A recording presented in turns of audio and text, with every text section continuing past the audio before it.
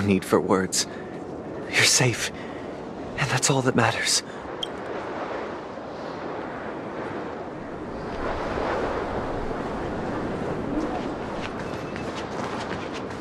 Huh. The atmosphere sure is livened up with all these people in here. Well, I did my job. I gathered everyone here. Gallagher will explain the rest to you. Take care.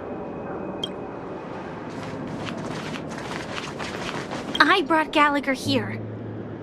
It's time to face the truth. I promised to give the siblings some privacy, so let's talk about our business first. What do you say? That sounds sensible enough. Since you went through the trouble of gathering the family head, the crew, and the Stellaron hunters, I'm guessing you have something important to say, Mr. Gallagher? Oh, is it that obvious? The look on your face is practically screaming, I'm the one behind all this. You're right, Mr. Yang. It is indeed time to come clean on everything. The siblings already know what they need to, and they've made their choice. But you, Nameless, arrived a bit late. So it's only fair that I answer your questions. Before we begin, let me reintroduce myself. I'm the founder of Dreamflux Reef, the deputy of the Watchmaker, and the one who sent out that invitation. As Gallagher, the history fictionologist, I humbly extend my greetings to you all. History fictionologist? So what, everything you told us was made up? Well, don't worry. Almost everything I shared was true. Well, except for the part about the family accepting me back. I double-checked with Micah, and everything he said about the family, the Watchmaker, and Mikhail is true. Thank you for your understanding. Now let's get down to business. I'm sure you're all wondering why I went through the trouble of setting up this battle for the legacy, inviting different factions, and stirring up a ruckus all over Penacony. Well, it all boils down to something very familiar to all of you. The Stellaron. The Stellaron? But how is that possible? Penacony is a free-flowing interstellar hub. There are no signs of contamination whatsoever. You're totally correct. So, care to take a guess at what that means? How keen. Well, what should I say? I expected nothing less from the person here who is the most familiar with the Stellarons. The sweet dream doesn't come out of thin air. If you think of the memory zone as the sea, creating the land of the dreams is like filling that wild ocean with earth to make an island. To achieve this feat, without the help of an emanator of remembrance or enigmata, the only way is to use a Stellaron. And that's not something you can achieve with a simple wish.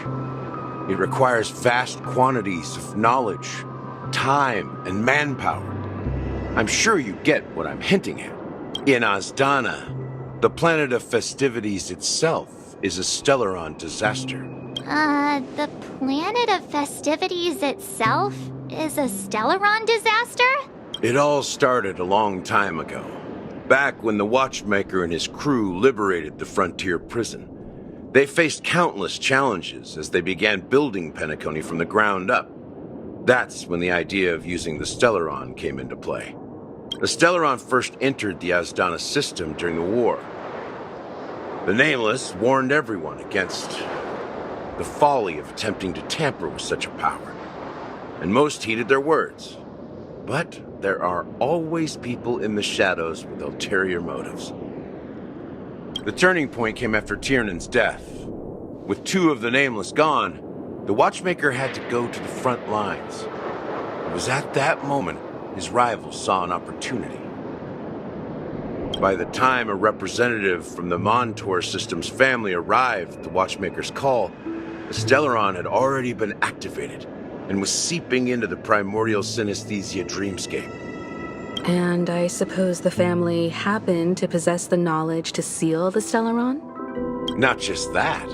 They knew far more about the Stellaron than the average person. They helped Mikhail swiftly quell the civil unrest and played a part in building Penacony under the disguise of the Harmony. Those 3 eras were known as the Age of Dreaming. The Watchmaker, who had been left in the dark, sent out invitations across the universe, spreading the hype around the land of the dreams. Then, how did they turn against each other? Remember the island in the ocean metaphor? The truth is, the Stellaron was never truly sealed. It existed in a different form within the dreamscape. Think about this. What would it cost to create and maintain such a lavish dreamland? It's people's lives. The opulent dream is built upon the decay of spirits, with a toxic elixir called pleasure flowing through the dreamscape. It tempts people to indulge in the dreamscape, and gradually their minds succumb, becoming nourishment for the sweet dream. Confusion, laziness, and cowardice, weaknesses that plague humanity, were magnified and nourished by the family. Penacony became a new kind of prison, even more impenetrable than the previous one. Sadly, we realized this far too late. By then, the family had a firm grip on Penacony, swiftly quelling any opposition that arose. At my wit's end, I had to use the power of the Enigmata, and sought refuge in this chaotic memory zone. Over the years, I fabricated a meme within this dream for our use. Dormancy. That's its real name. We exploited a loophole. You see, regular people can't fall asleep again while they are inside the dreamscape. So this is the true meaning of the impossible. You sent out invitations in the Watchmaker's name to find forces capable of resolving the Stellaron disaster and draw them into Penacony to It's not just that. Above all, I wanted to see what happens when the major factions engage in a struggle for the legacy. Since this is the Watchmaker's first announcement in decades, the traitor within the family is bound to reveal themselves. So, the legacy is just a facade. If you want to consider the Stellaron as the legacy, I'm totally fine with that. If that's the case, where is the Stellaron now? That's a question for Mr. Wings. The Stellaron is still under the family's control, and as the head of the Oak family, I'm sure he holds all the answers. Go ahead. I'm sure Mr. Wings holds all the answers.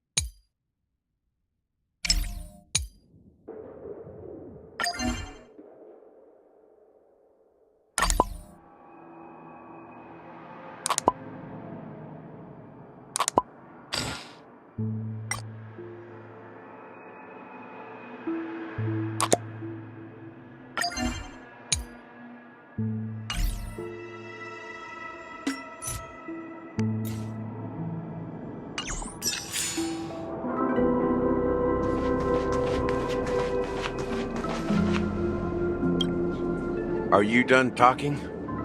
So, will you tell us where the Stellaron is? It is the Penacony Grand Theater itself. As I suspected. It's the embodiment of the family. The edifice that first materialized within the Sweet Dream. That's what turned Penacony into its current state. As for the person who employed its power, it is in fact Mr. Gopherwood, the current Dream Master. Well, that was easier than I thought. Did you conduct your own investigation already? Correct. When I was trying to track down the person who murdered my sister, apart from you, Gopherwood was my second suspect. Confronting me first turned out to be a smart move on your part. I didn't have other options. The Dream Master has been elusive, and even the heads of the families can hardly get an audience with him. Moreover, Mr. Gopherwood has been kind to my sister and me. And I didn't want it all to end like this. What do you mean by that? To be honest, my brother and I are also victims of the cancer of all worlds. We grew up as orphans, and were adopted by the family when they came to help. Mr. Gopherwood recognized our potential and brought us to Penacony. But I can't just stand by and watch Mr. Gopherwood become an enemy of the Harmony. I won't use my voice to support an evil cause. I won't step on that stage and sing, no matter who the traitor is, or what orders they give me. I won't let the Charmony Festival become an event that destroys Harmony itself, or the paradise in our dreams. Indeed. For the paradise in our dreams. As the head of the Oak family, I'm responsible for ensuring Penacony's promising future.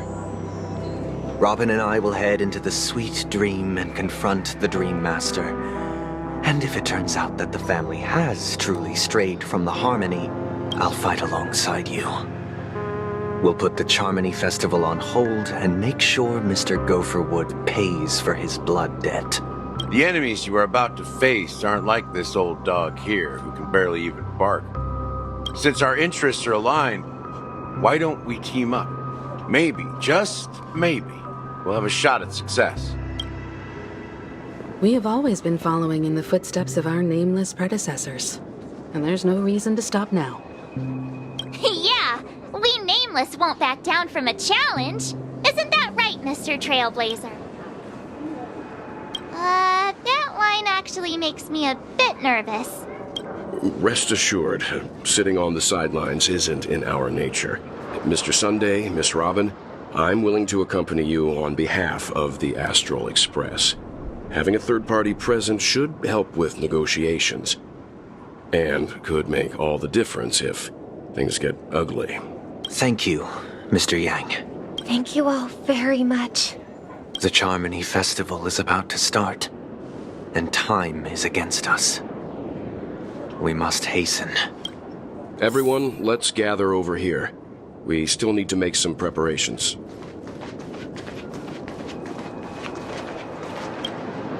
I may have been quick to step up to the plate, but confronting the Dream Master could be a very dangerous affair. Huh? Even you're saying that, Mr. Yang? How powerful is that Dream Master? He's the leader of the families of Penacony, and he has the entire power of the Harmony behind him, not to mention the Stellaron in his possession. We must proceed with great caution. Maybe you can just stay behind this time, Mr. Yang? No, that won't do. Even if we count Robin as an ally, something felt off about Mr. Sunday just now. Although, I can't quite put my finger on it. I have to make sure he won't turn against us when things start to get dicey. You're still carrying the keepsake the IPC envoy gave you, right? May I borrow it for a moment? I knew it. As I suspected, this chip Aventurine gave to you is actually a miniature transmitter.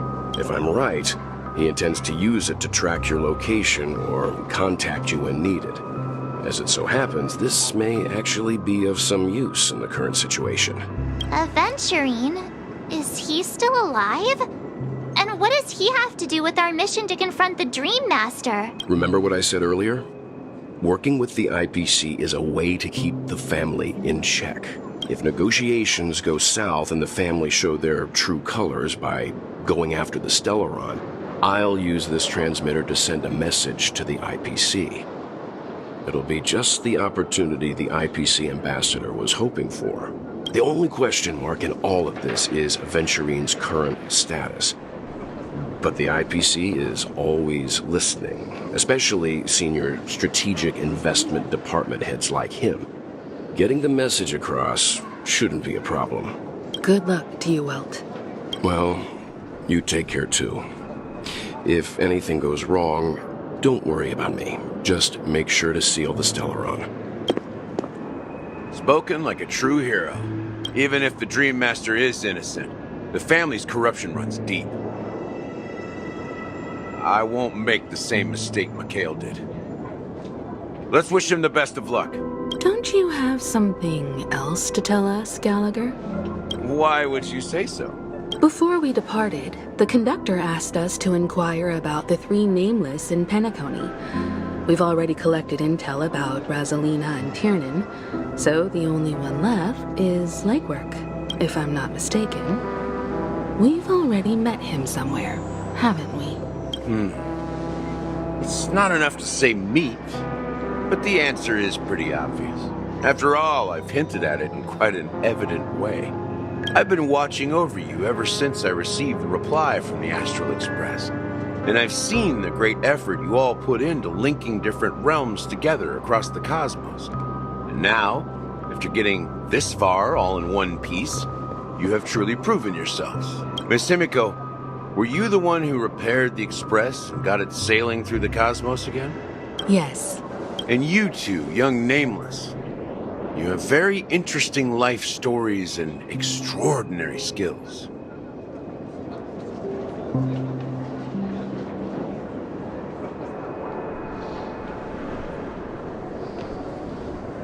What? Hey, you can't just make up titles like that. You're full of energy. Please send my regards to the conductor, Pom Pom. Please let them know that their friend has fond memories of his time aboard the Express, which he reminisces on every time he has a good drink. As for the last Nameless, he embarked, disembarked, and embarked again, traveling in a great circle, ending up back where he started. On his deathbed, he told me to find the Astral Express and deliver an invitation to the future Nameless. He left behind a special gift, a true legacy. Something that belongs only to the successors of the Trailblaze. Come with me. Now is the time to reveal it.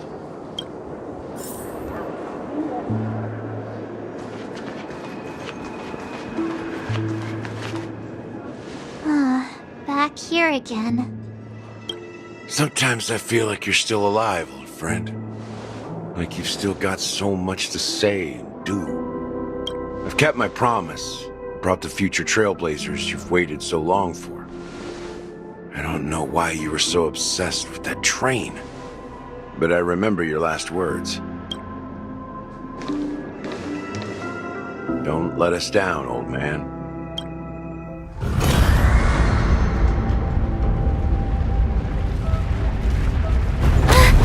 What's happening?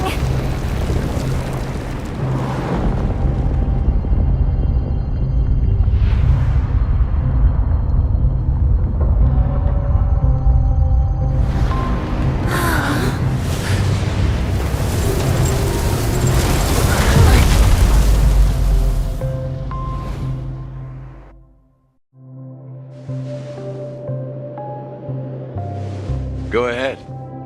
His resting place lies in the garden up ahead. The first and last Nameless of Penacony. Mikhail Char Legwork, the Watchmaker.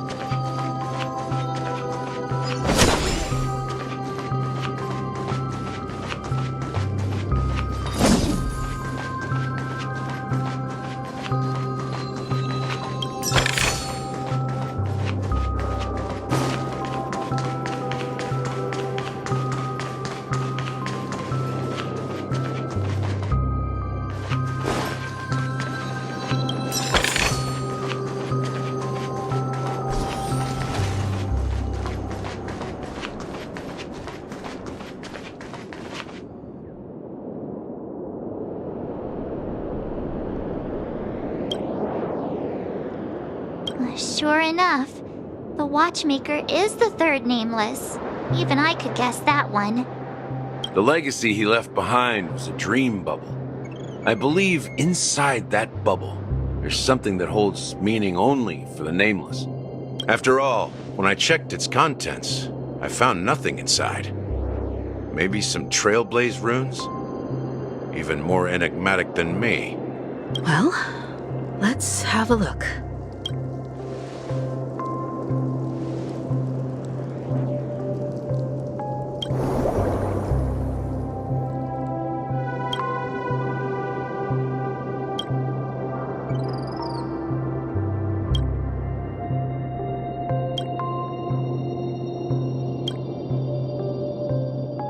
Wait, what's going on? Seriously? There's nothing inside this dream bubble?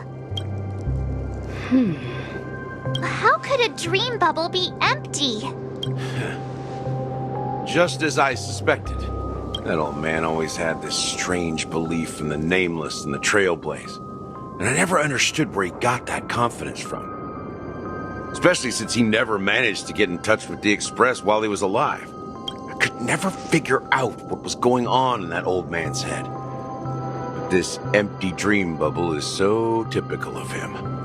He was always full of weird fantasies and incomprehensible romanticism. That mischievous old man. Well, I didn't expect him to leave anything concrete behind anyway. Don't think that's the case, Gallagher. I'm sure Mikhail has left us the most precious thing of all. Don't start getting all philosophical on me, all right? Just as Mikhail believes in the nameless of the future, we unconditionally believe in the nameless of the past. How could they leave with regrets for the future when they were ready to dedicate their lives to the land they loved?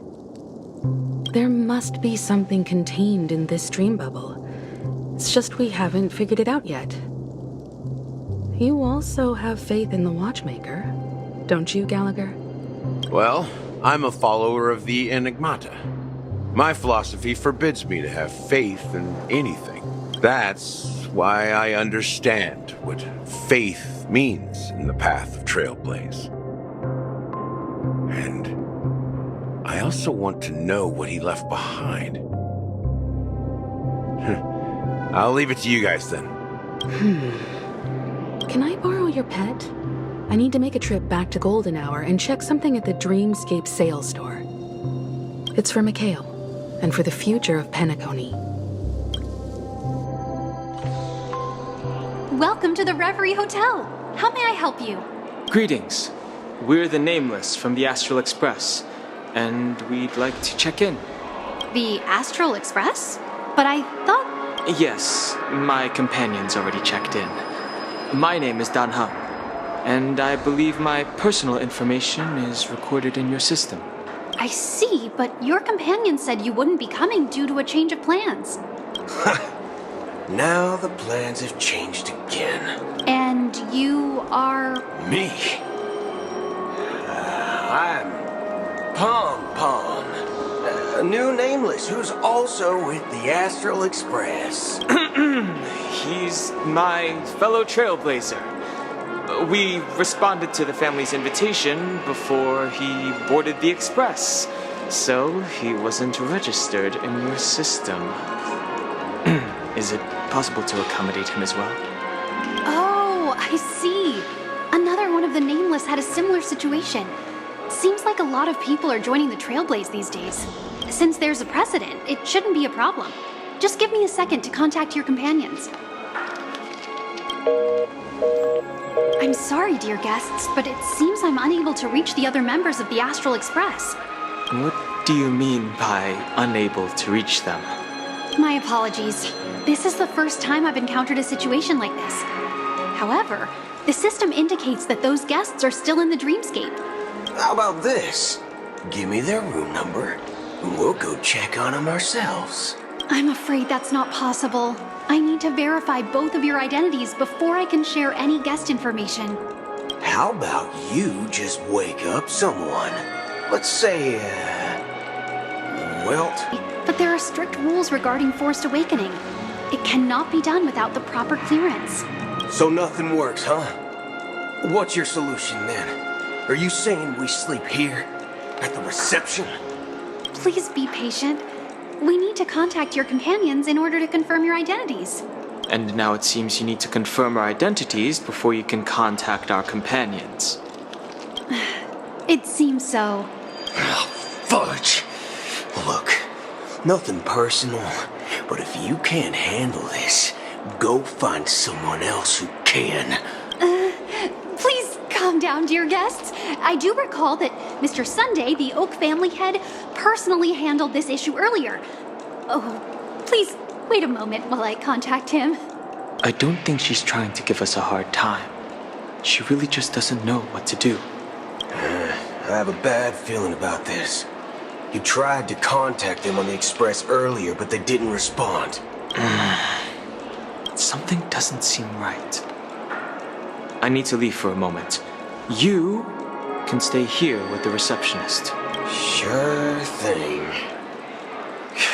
Just don't keep me waiting forever. Belnholm seems pretty worried about his companions. I should give him some space. Stressing out about it won't help anything.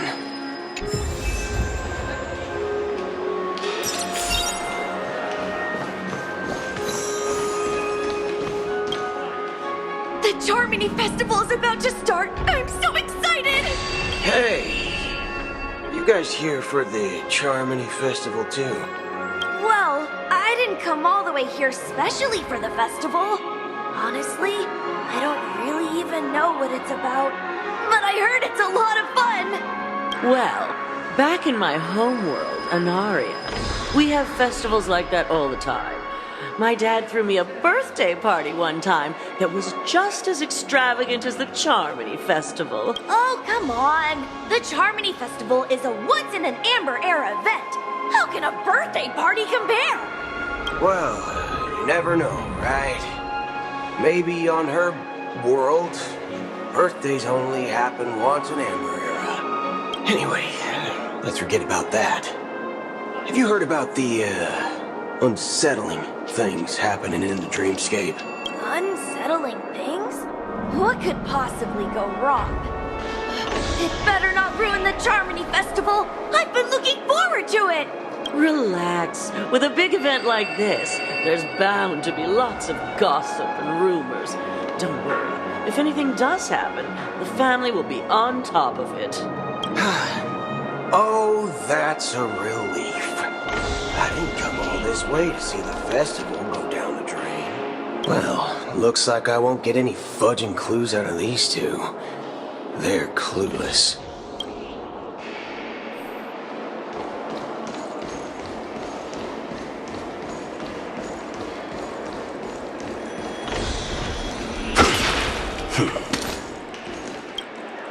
Greetings. I'm Cody of the Bloodhound family, head of security for the hotel. How may I assist you? Hello. So, there's something I wanted to ask about. I've been hearing some unsettling rumors about certain incidents that might affect the Charmony Festival. Do you think there's anything to be worried about? I've traveled all the way from the Hayaii Federation, and I don't want my trip to be ruined. What do you mean? Wait. You haven't heard? I'm not sure where you heard those rumors, but they're completely baseless. I can assure you, as a representative of the Bloodhound family, that everything is going smoothly for the Charmony Festival. At present, all of the families are focused on making sure the festival starts on time. Even the Dream Master himself has arrived. So don't worry, your trip won't be in vain. That's a relief to hear. She doesn't appear to be acting. So, it seems that even the hotel staff are out of the loop. Back already? Hasn't she returned yet? Nope. I'm starting to wonder. Sending her to contact Sunday was a good idea.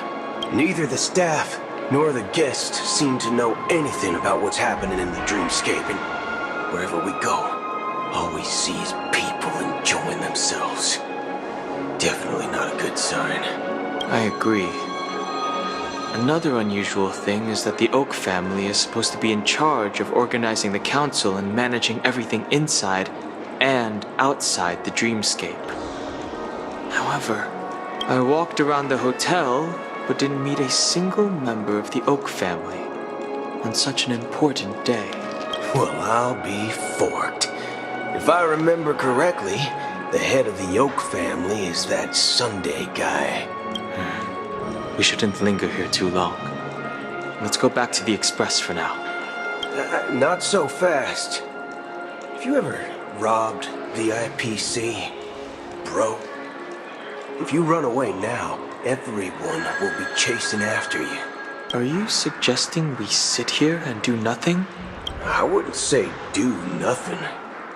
But let's stay put for now. Even if the family has ulterior motives, they couldn't have anticipated us showing up here. We're the surprise factor for them. They don't want to attract unwanted attention from certain outsiders, so they won't do anything reckless. See? The IPC lackeys are keeping a close eye on this hotel. If I were a family member, I'd find an official excuse and keep the surprise factors here. If we just wait here, that would be like walking into their trap. Of course, we don't need to walk into their trap. I gave a backup plan to the memo keeper. If it turns out we won't be allowed to enter the dreamscape, she'll order a drink for me in the VIP lounge at the hotel. In reality, a secret signal. That's right. Oh, a concrete object can indeed help the memo keeper establish a connection with you. But Boot Hill, if you have more backup plans in the future, I hope you'll let me know in advance. I'm sorry, but it's one of my quirks. I have too many unreliable friends. And if I reveal that I have backup plans, things can go awry. And that would leave all backup plans completely useless. How do we get into the VIP lounge? This is where my street smarts come into play.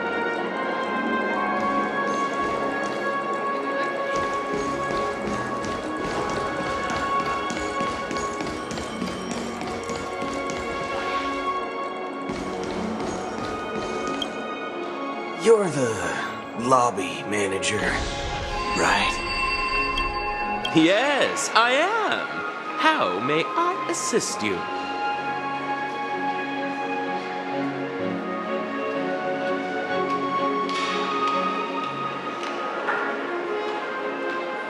We're the Nameless from the Astral Express. We wanted to check in, but there's something wrong with your system.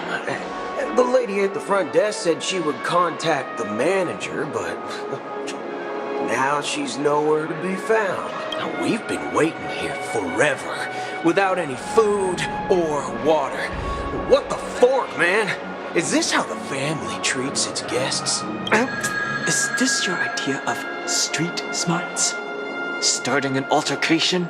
It's called standing up for your rights. I apologize for the inconvenience. Please wait while we try to contact Mr. Sunday. I'll arrange 2 premium seats in the VIP lounge so you can rest there while you wait. See? Just like that. Just don't call yourself Nameless next time. Wow, this bar's something else. Certainly worthy of the planet of festivities.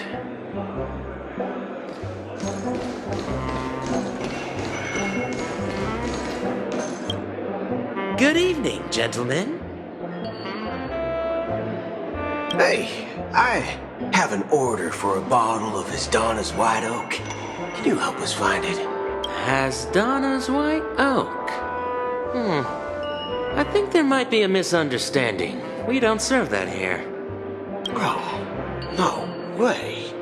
Are you sure you're not mistaken? If someone had reserved such a beverage, I would definitely remember it. It sells for hundreds of thousands of credits per bottle, after all. I couldn't afford to cover for such an item if it were broken or lost. That's strange. Well, could it be that the memo keeper couldn't afford it? Then what should we do now? Oh, no need to rush. Well, let's grab some drinks first. Maybe I arrived too early and he hasn't come yet. Now, let's see what kind of juice malts you all have here. Well, give me a glass of Heenum Valley, 40 years. I'll have it neat. No ice. Well, that's the most expensive one on the list. You have a taste for the finer things. It's on the house, anyway. What can I get for you? Anything you recommend is fine. Then I would recommend today's special, Glass Village. It's classic Soul Glad mixed with Laboom juice. It's refreshing and suits your cool demeanor. Just 1 minute. Ah, this flavor. Dynamite barbecue with rocket fuel. Ooh, it really hits the spot. Truly the finest sherry cask-aged malt juice in the cosmos. Dynamite barbecue with rocket fuel. Is that really something that humans enjoy? Hey, this guy doesn't know anything at all. As long as you're satisfied, dear guests, please enjoy. Let's give the memo keeper another half system hour. If she doesn't show up, we'll need to come up with a new plan. In the meantime, let's take stock of the situation. What do you think? The situation is unclear. Something must have happened on the planet of festivities, but the public is unaware of it. Someone in a position of power within the family must be covering it up. It's unusual for the followers of the Harmony to invite other factions, let alone the IPC and the Masked Fools. If what you said about the Emanator of the Nihility is true, the situation in Penacony is a little complicated, to say the least. Actually, there's something else I'm concerned about.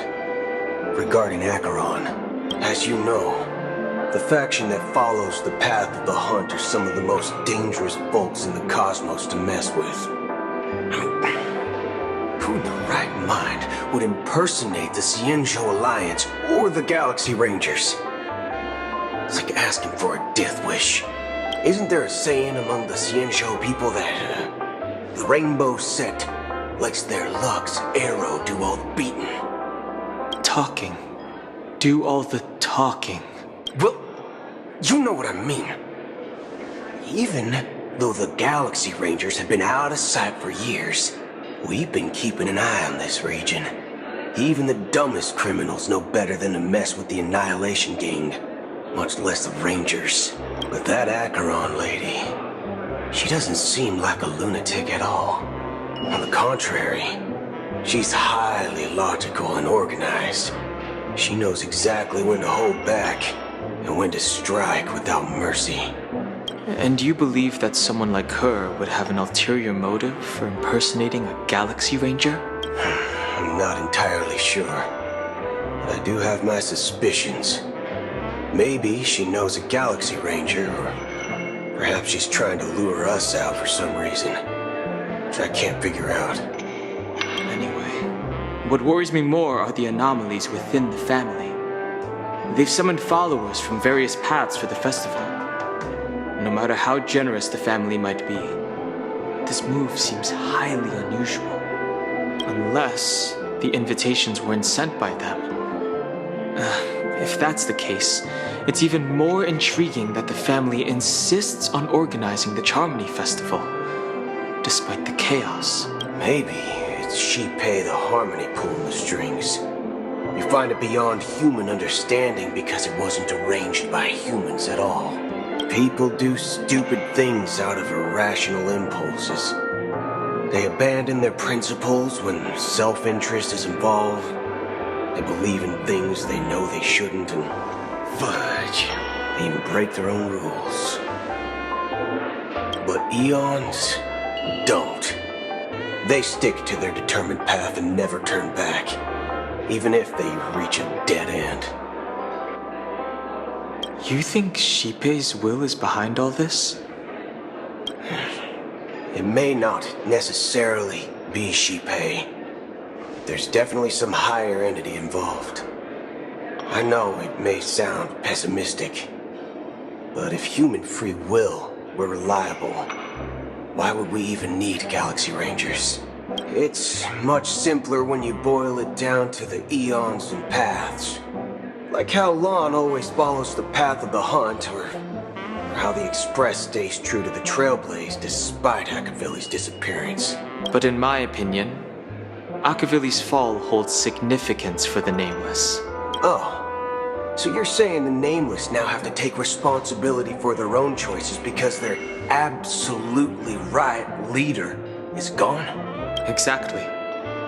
I believe the purpose of the journey isn't just about following a path that's always considered absolutely right. It's more about doing your best to choose the right path for yourself among countless possibilities, even with limited insight and judgment. I don't know what you've been through, but I agree that people must take responsibility for their choices, because no one else can do it for them. That's why the Galaxy Rangers need to uncover the imposter and figure out her true intentions. Just in case. I have a backup plan if the Memo Keeper doesn't show up. This is my final backup plan. I promise. You sure have a lot of cards up your sleeve. Well, going back to my old career would make things a lot easier. And by the way, when you were walking around the hotel, did you happen to see any important-looking guests? What's your plan? It's simple. We just grab some hostages and use them as bargaining chips with the family. Or maybe we can even take their identities. No need for that. We'll return to the Express now. Wait. Are you getting scared? Draw your weapon. Let's make a big scene. Are you leaving, esteemed guests? Would you like to cancel that Asdana's White Oak you just ordered? Huh? Asdana's White Oak? But didn't you just say... Ha ha. Looks like you are a bit intoxicated, esteemed guests. You ordered a bottle of Asdana's White Oak just a moment ago. Looks like your Memo Keeper friend has finally arrived. Oh, right. Sorry, my memory's not the best. You know, too many modifications and all. Anyway, let me check. Well, fork me. It says Donna's White Oak, all right. And there's a note. I'll be waiting for you on the Astral Express. No mistake. That's her message to you. She knew the hotel wasn't safe, so she suggested we find another place. Well, looks like we took a detour, but now it's back to the Astral Express. So, what are we waiting for? Let's go. You're back? 2 guests just boarded saying they were looking for Boot Hill, so I told them to wait in the parlor car. Oh, just in time. 2 guests? She's one of them.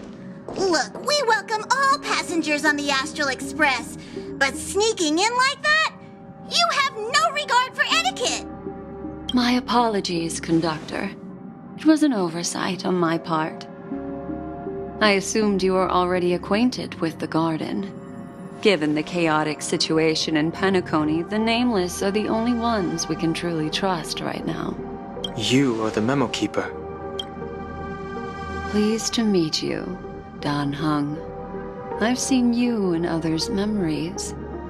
And as for Boot Hill, this is our first face-to-face meeting.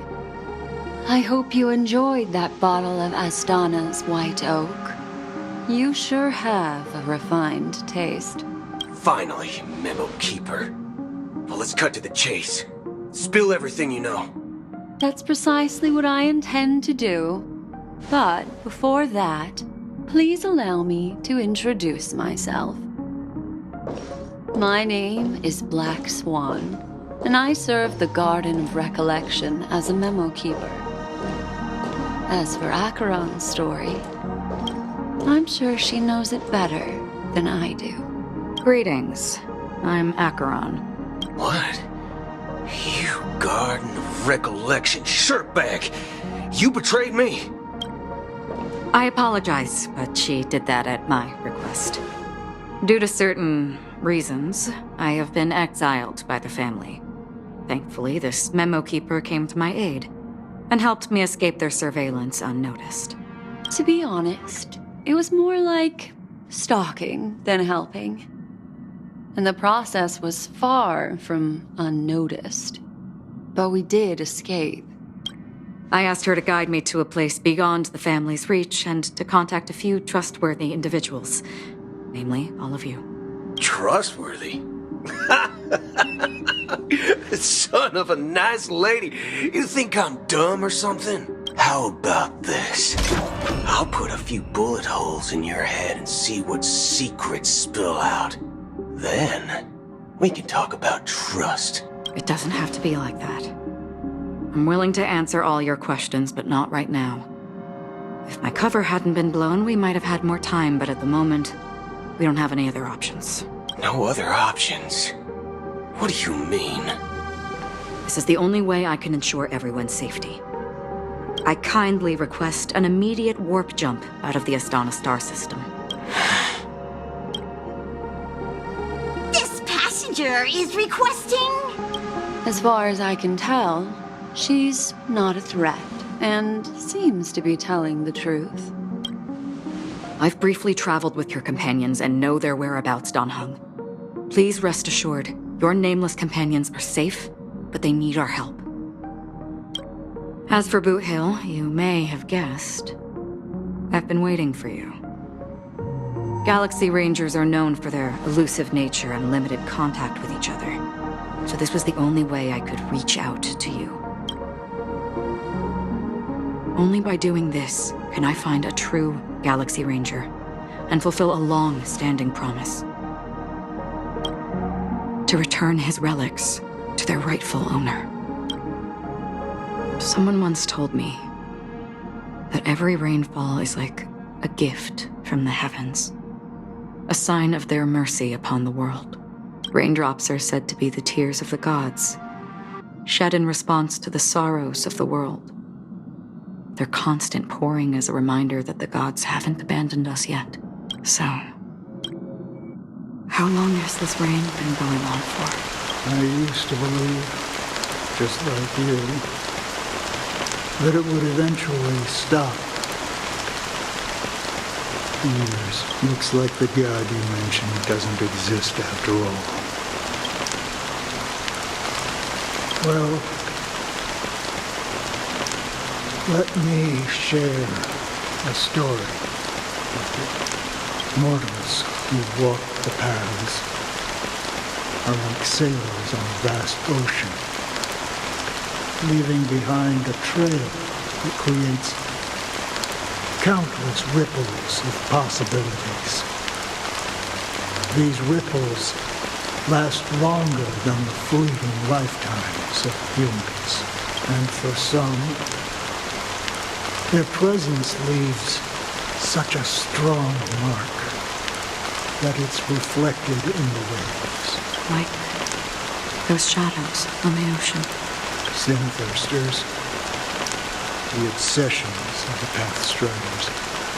They emerge from the depths of IX, seeing themselves as masters of their own destiny, unknowingly repeated the actions of their past lives. They emerge from the nihility and head toward it, leading purposeless lives. However, these hollow phantoms who were once my dear companions, a group of Galaxy Rangers. Are you watching over them? Watching over them? No. I'm guiding them toward transcendence. It was a brutal war. A crusade that shook the universe. The universe witnessed the fall of Zuo, the Lord Ravager, but it came at a price. The unwavering determination of the Hunt followers persists even in death. So someone must guide these lost souls to their life beyond. They were heroes in their time. And they shouldn't be reduced to mere puppets of nihility. As for me, I've suffered too many losses on that battlefield to advance any further. And that makes me the most fitting person to carry out this task. But you know, these Sinbursters, they're not who they used to be. Does this seem pointless to you? Will some tasks have to be done, even if they are pointless? I can help you. For what? For the meaning of the nihility. That's what I've been seeking. I see. After all, this realm is off limits to ordinary souls, right? Thank you, stranger. I wish that you find what you seek. Before we part ways, I have one more question. It is true that their actions and even their entire lives may seem pointless from our perspective.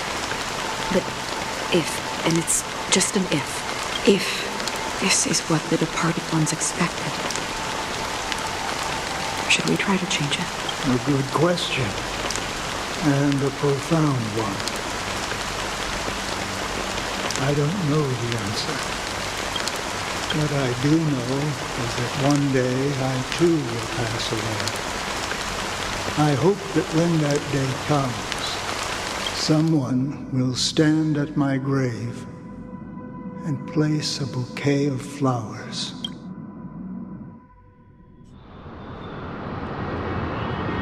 When I appeared as a child, my speech, mindset, and soul reflected immaturity and innocence. As I grew into adulthood, I left behind my childlike side. I humbly request your blessings, esteemed advocate of Shipe. Come to me, my kinship. I have sought their presence with us. As you wish. I have faithfully served the Alfalfa family for nearly a decade, promoting the path of the harmony to the best of my ability. However, I made a mistake yesterday. While I was preparing dinner for the family head, I accidentally dropped a prepared dish on the floor out of laziness. I lied and claimed that everything was ready. Although the head has dismissed me as punishment, it has been tough to sleep with the guilt still gnawing at me, as I worry that the seeds of evilness may have taken root in my soul. So, I confess to you now to seek atonement for my sins. Do you sincerely repent and vow to change your ways? Have you examined your soul and confessed all your sins? Are you willing to accept the process of atonement? Very well. Show your dedication and goodwill to the family, and you shall be reinstated among them. Now, please, leave in peace. Oh, praise Shipe. And thank you, esteemed advocate. Next, please step forward.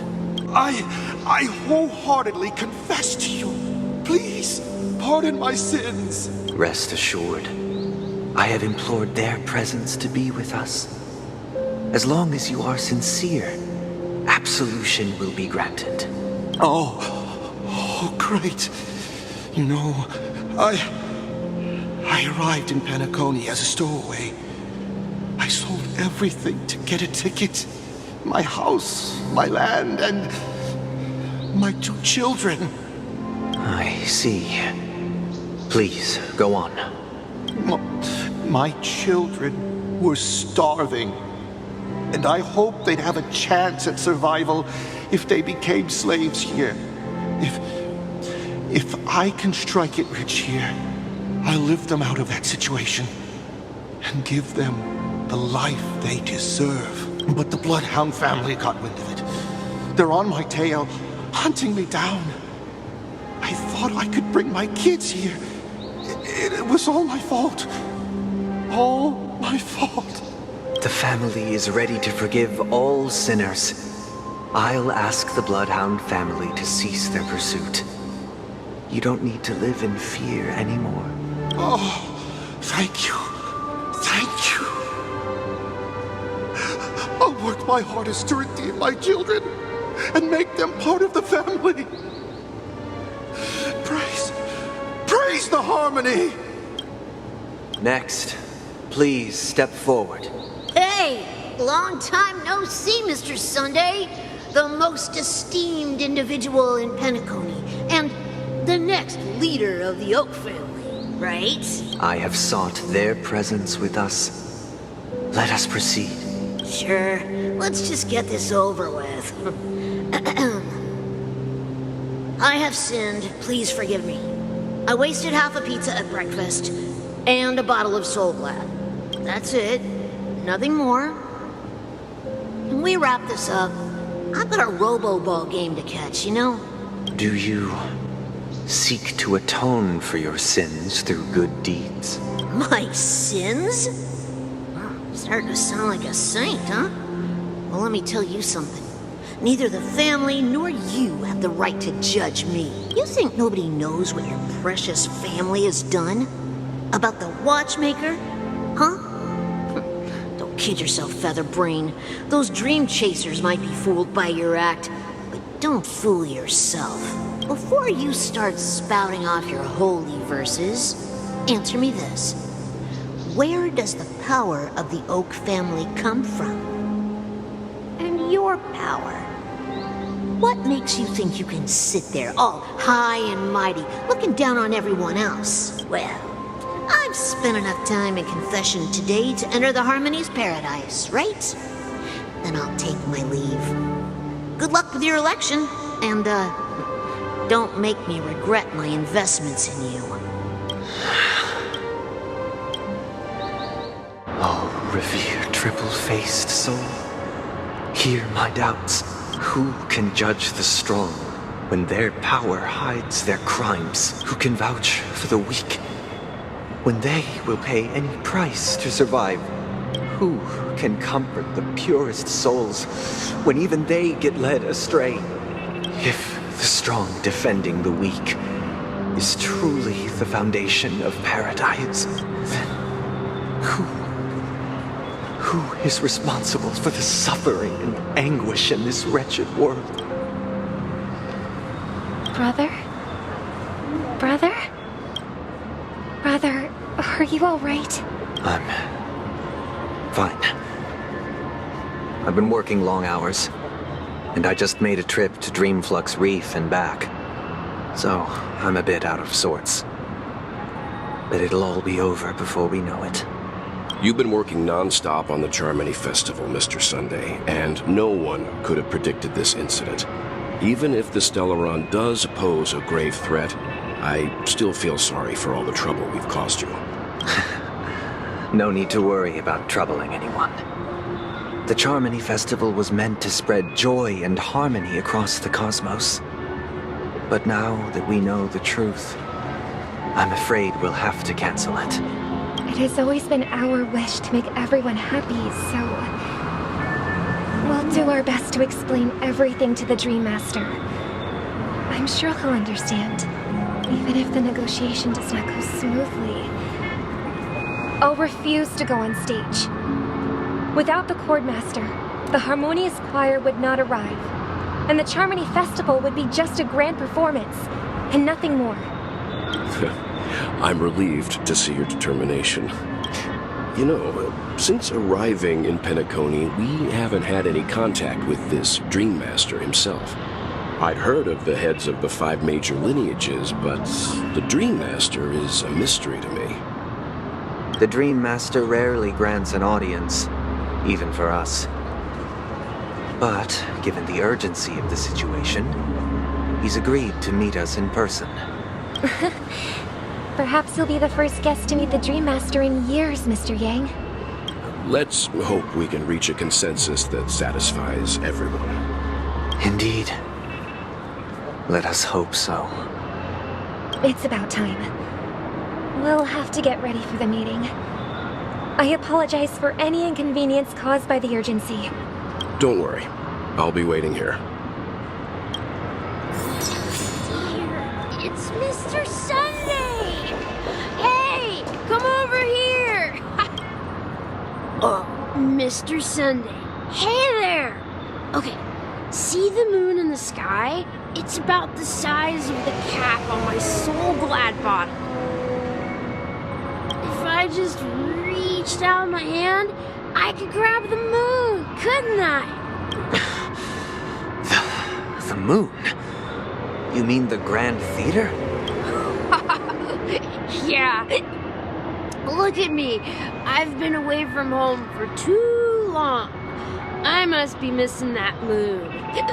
But it's no big deal. The Grand Theater here looks much better than the moon back home.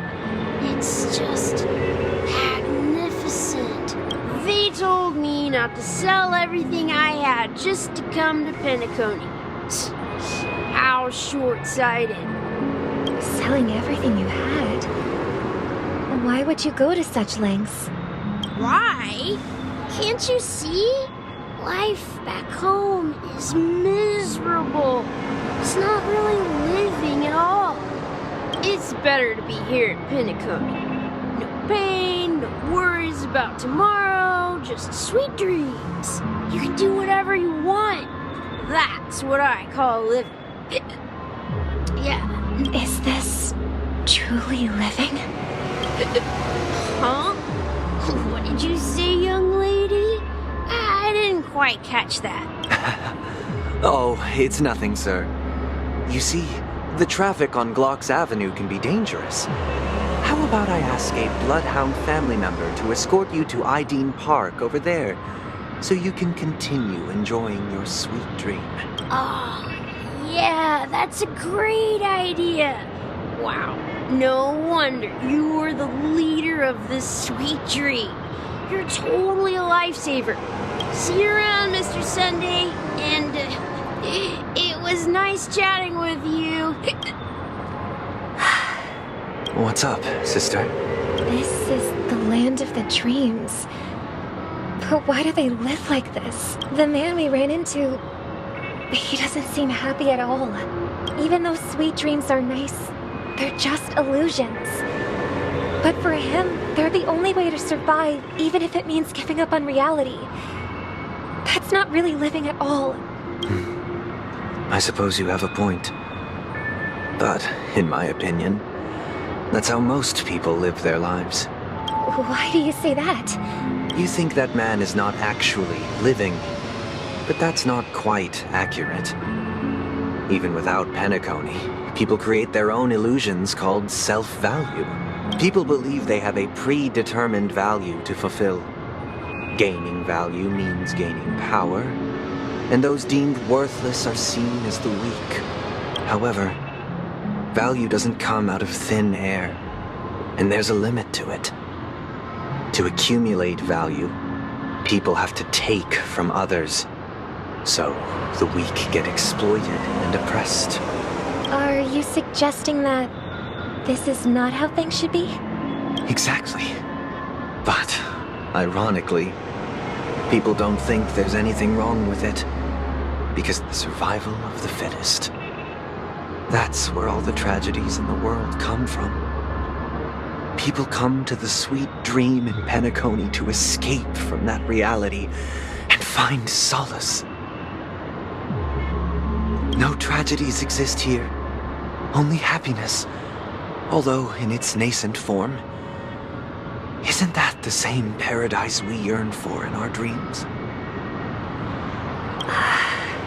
Perhaps that man is just an exception. Let's not jump to conclusions. We should experience the dreamscape ourselves, just as I did at Dreamflux Reef. Yes, seeing is believing. I'll accompany you. The Dream Master hasn't shown up yet, so we have some time for a stroll.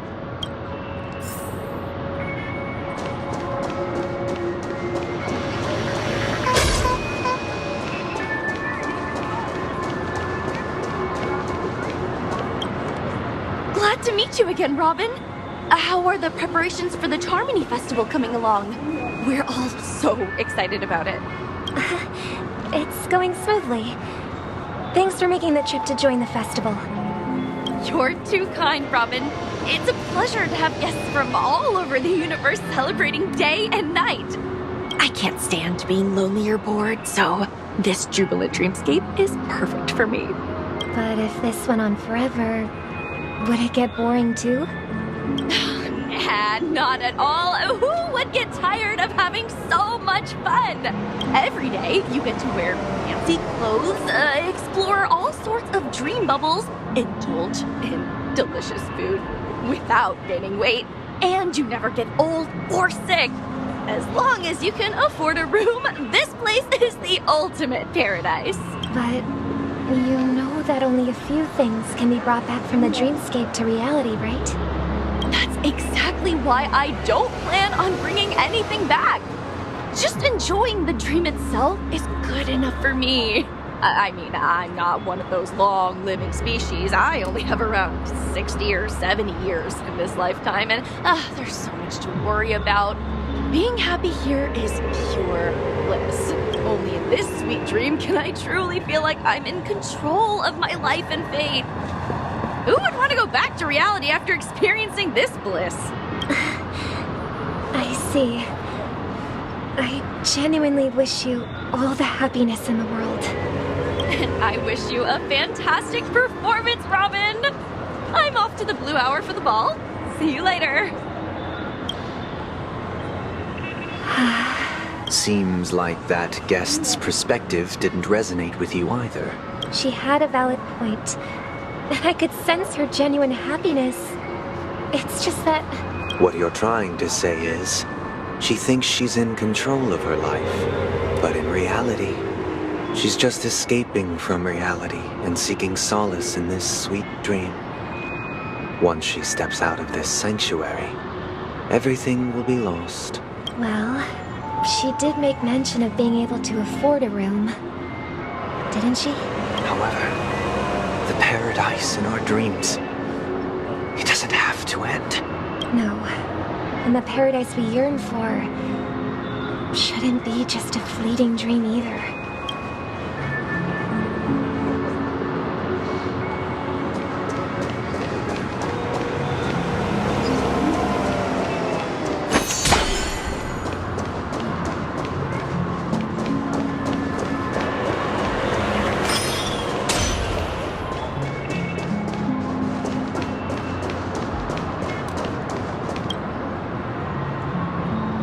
The scenery in this dreamscape is truly breathtaking, isn't it? Oh, Robin. Can't believe I'm meeting you in person here. What an honor. You're right. Even though time stands still in this dreamscape, it always feels fresh. I find something new every time. A philosophical mind. I hope I'm not intruding. Oh, not at all. No. With little time left, I yearn for meaningful conversations, especially with someone as esteemed as you. Do you mind if we chat? It's my pleasure. No need to be formal. Just speak your mind. You said, with little time left. Please, forgive me for being blunt. But is that why you came to Penacony? Yeah. I was part of a war, and while escaping from the Sarkosian mothership, I got exposed to some radioactive materials. And then, all my comrades died. My hometown was wiped out by neutron bombardments. I couldn't bear to live with everything I knew gone. That's when I heard about a possible solution here, so I came. How heart-wrenching. I hope the family has been able to help you. They have, and I'm truly grateful for that. They provided me with a comfortable room, the most advanced life support devices in the cosmos, and a stellar team of caregivers. My physical body is now in the dream pool, sustained by life support. The me you see here is whole, rational, and no different from any other person. But I can't say the same for the me in the hotel room. My true appearance. I hope you never have to witness it, Robin. So, you'll be living forever in this dreamscape. Just being able to live at all is good enough for me. Whether it's in this dreamscape or not, well, I don't really have much say in the matter. My world has been torn apart, and my life could end any second. So, even if this whole place is an illusion, it's still my paradise, and I'll treasure every moment I spend here. How I envy those everlasting things. That old man's story. It's so tragic. Fortunately, this sweet dream gives him joyful memories to hold on to for the rest of his life. That's precisely why this sweet dream in Penacony exists. However, even the sweet dream has its limitations. While it provides solace to the disillusioned, it can't completely eliminate pain in reality. There will be a way out. Penacony is already on the right track.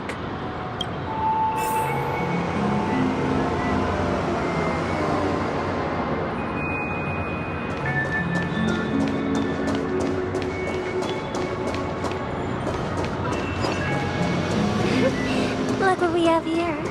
A lovely young lady. Brother, what a surprise to see you again. Show yourself. Your trick won't work on us. I've heard that a skilled masked fool received an invitation too. That must be you, right? Did you enjoy yourself? Barely. The people here are way too gullible. A little bait is all it takes for them to bite. And they run away at the slightest hint of danger. In other words, they're naive and cowardly. Now that you've had your fill, it'd be wise to leave before it's too late. The music of the harmony doesn't tolerate discord. What? Now that you have the real Robin, I'm useless? Oh, how disheartening. I've done so much for the family. You should be thanking me, because if it weren't for me cleaning up this mess, Penacony would still be in shambles. Don't you think? That was a personal request from the head of the Iris family, and it has nothing to do with us. Step aside and stop causing trouble for the Charmony Festival. The Charmony Festival? You think you can scare me? You think I have no idea what you're planning? I don't care what you're thinking, chicken wing boy. But I'm pretty sure our lovely Robin won't be appearing on stage. After all, you're well aware of what a sorry state this dreamscape is in under the banner of harmony. Penacony, the land of the dreams. Is this truly the paradise you desire? Stop it. What's the rush, chicken wing boy? Did I get to you? Our paradise is none of your concern, masked fool. Leave now, or the family won't tolerate you anymore. All right, I'll go. But Robin, I suggest you seriously consider this. Do you really believe those living in dreams can escape pain and find true happiness? Well, I've done my part. And now I'm simply waiting for the fireworks to begin. Here, the last 2 gifts for both of you. And don't lose them. If by some unfortunate chance the Charmony Festival starts against all odds, remember to use them during the show. And it'll be thrilling. Bang! I heard a raven cawing in the distance. It seems the Dream Master will arrive soon.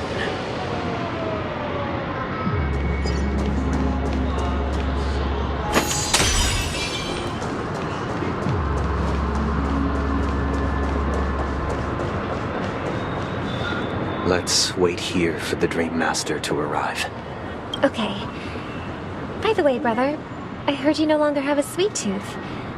Back when we were kids, you used to steal my desserts. Seems like a lot has changed during my absence. What exactly happened? Well, someone has to stay awake even in this sweet dream. But that someone doesn't have to be you, or anyone in particular. You're carrying too much on your shoulders, brother. The paradise in our dreams. It shouldn't be like this. Penacony is nothing more than a dream. It can't erase the worries and pain of reality, or bring true happiness. It only offers an escape from reality. Nothing more. Remember the old man we met earlier? Without this dream, he might have completely lost himself. That might be true, but even without Penacony, he could have chosen another path. As far as I know, the Intelligentsia Guild has been promoting their rehabilitation techniques for a long time now. That path may have been more ordinary and challenging, but now he's in a comatose state, and this sweet dream has become sort of end-of-life care. His fate is sealed. Is Penacony granting these people a future? Or is it taking it away from them? Well, don't forget this. Not everyone really has a future. The future for humanity is like the sky for birds. People mistakenly believe that flight is inherent to birds because they've never witnessed those birds crashing to their death. Do you remember how we took in that little Charmony dove when we were young? Yeah. We took care of it. Provided food and water, groomed its feathers. And later, when I decided to leave Penacony, I opened the cage and set it free. Well, I didn't mention what happened to it in my letters because I didn't want to upset you. Shortly after you left, it crashed to its death right in front of your window. I had surmised as much. I knew you wouldn't have avoided mentioning the bird for no reason. Despite that unfortunate outcome, I still believe it was the right decision. Birds aren't meant to spend their lives in cages. They belong in the sky, even if they can't fly. But here's the thing. If there are birds in this world that can never fly, can we really assert that they belong in the sky? Are you implying that the same goes for humans too? Let's take the Astral Express as an example. The Nameless made tremendous efforts to bridge worlds, gaining fame across the universe. However, only a few extraordinary individuals can endure such a perilous journey. That's because the pursuit of the Trailblaze exceeds the capabilities of ordinary humans. Otherwise, why would this path be filled with broken rails, an abandoned express, and even a fallen eon? That's just sophistry. If that were true, then only the powerful would have the right to determine the future. Unfortunately, that's exactly what happens. Another name for the future is self-value. While this world has its fair share of heroes who inspire people and garner admiration for their heroic deeds, the majority of ordinary people will never become heroes in their life. Some are born weak and vulnerable. Some find themselves trapped in unfortunate circumstances. Some fall victim to malice and cowardice. When it comes to survival, everyone is equal. And the weak can only watch as their value gets constantly diminished by external forces. That's why we should care for the weak and support them as if their suffering were our own. That's what the Odes of Harmony have always taught us. While the Harmony holds noble aspirations, the strong will always be strong, and the weak will always be weak. Even in this carefree dream. Human nature contains greatness, but it also harbors inherent weaknesses that can't be eradicated. In the end, if people can't even secure their own survival, they won't care about the illusory future of equality. As long as the law of survival of the fittest prevails, there will always be fledglings crashing to their death. But if people don't live for the future, do they merely exist for survival?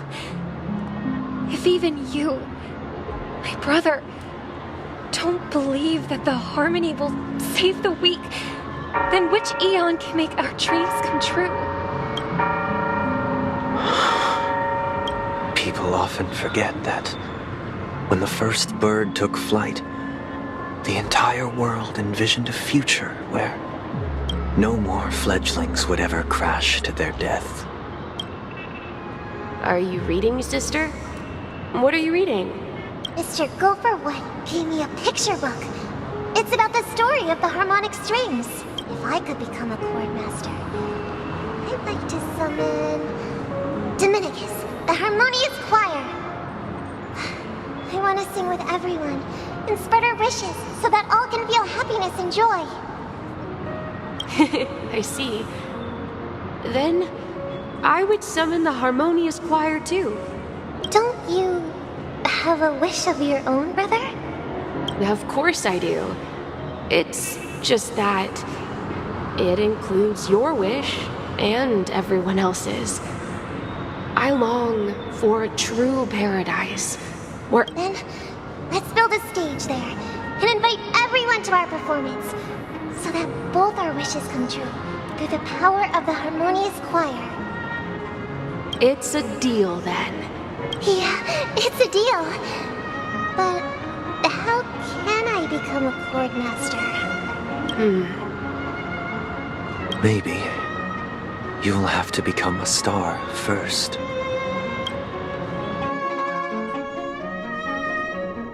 You're back sooner than I thought. Any results? Yes.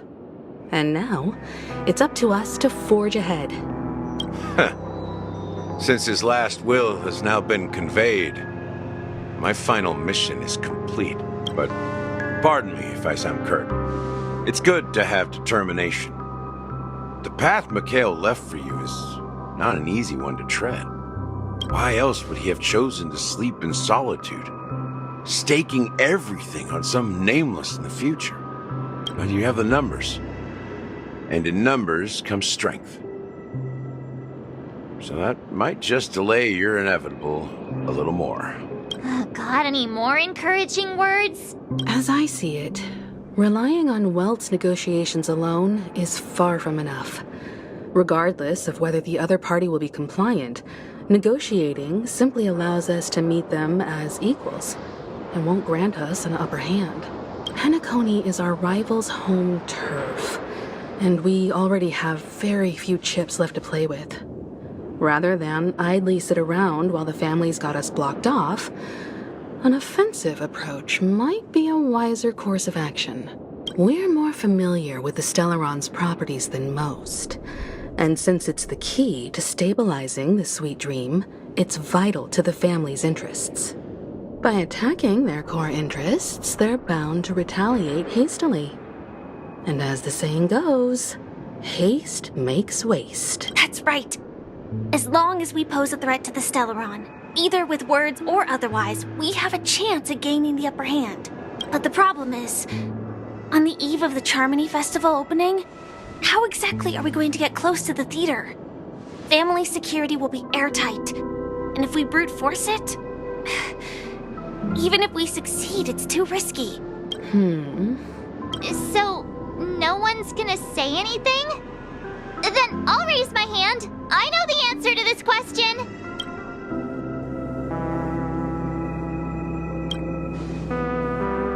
The Express crew would have been disbanded long ago if it weren't for me. So, I heard that before the Charmony Festival begins, there'll be a pageant to kick off the festival. It's called the Soul Glad TM Festivity Auditions, or something. And it's going to be held in the moment of scorched sand. As long as we clinch the top spot, we'll be able to attain the title of Festive Superstar, and be able to personally bask in the graces of Miss Robin. Not that that's important. What's crucial is that we can enter the Grand Theater before the audience arrives. So, how do we go about participating in these festivity auditions? I've already procured special invite tickets from Miss Robin's fan club. To tell you the truth, I had been preparing to join the auditions all along. But now it looks like even if I scrape through, I probably still won't have the chance to shake Miss Robin's hand. So they're still running this thing, huh? It was originally just a publicity stunt, set up by Mikhail to drum up attention.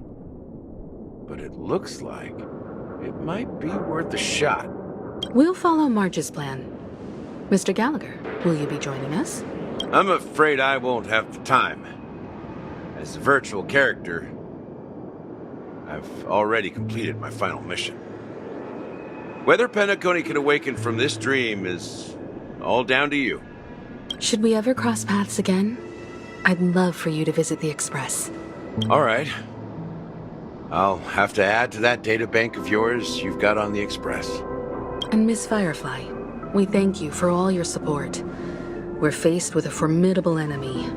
As long as the Astral Express and Stellaron Hunters' objectives are aligned, we're willing to cooperate with you. We've already come this far together. I'd like to join you for the rest of your journey on Penacony. I'm pleased that we can finally fight shoulder to shoulder. I couldn't ask for a better ending. This is also the spirit of the Trailblaze. Now, everyone, let's prepare to move out. If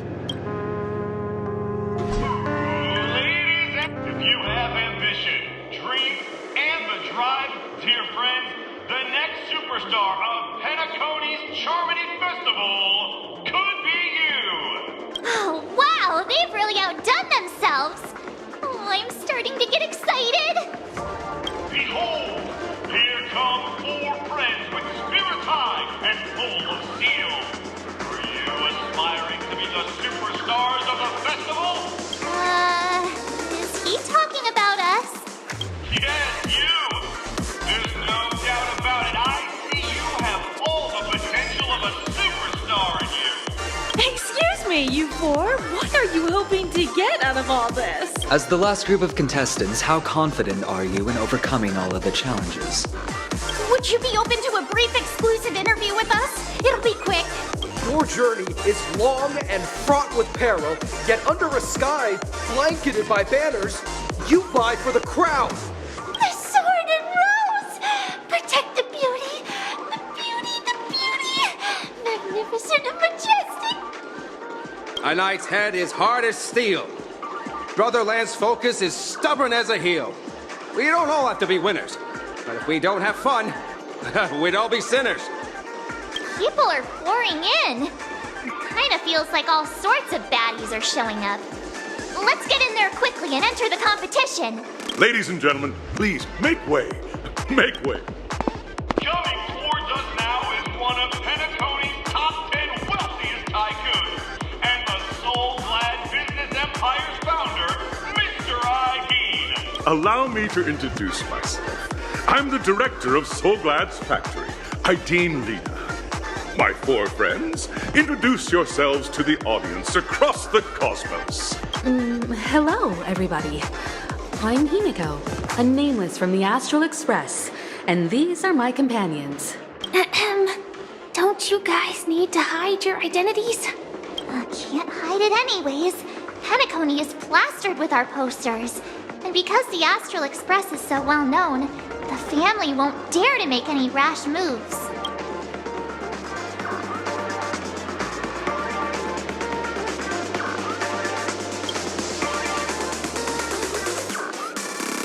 Hello, everyone! I'm March 7th. I'm an ordinary girl who loves adventures. Hello, everyone.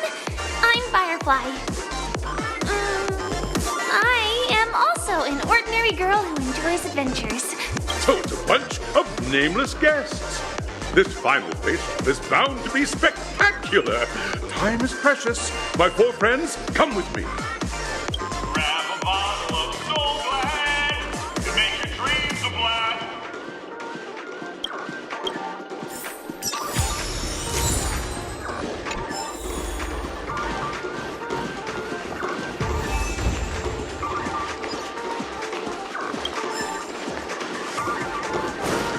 This place is buzzing. That's right. This venue is a miniature representation of that time known as the era filled with boundless possibilities.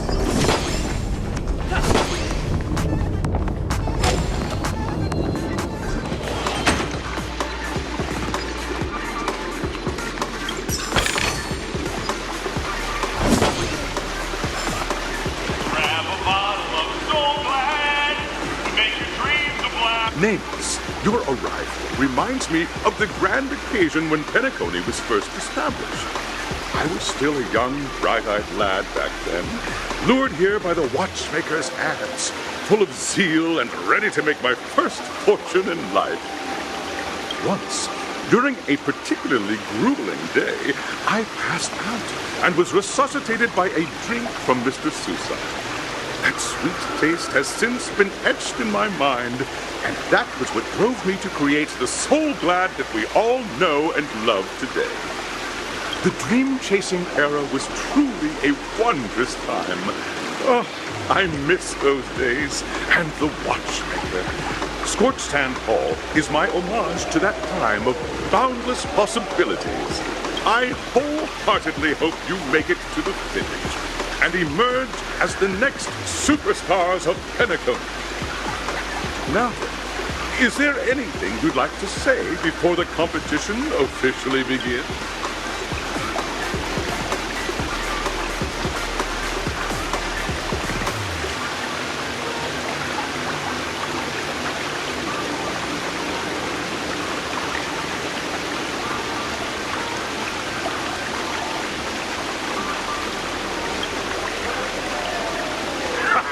That's the trailblazing spirit.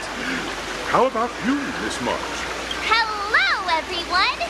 Next up, get ready for the Mega March 7th adventure, where I'm going to break the speedrun world record! Trailblazing into the uncharted and challenging the limits. That's Miss March 7th for you.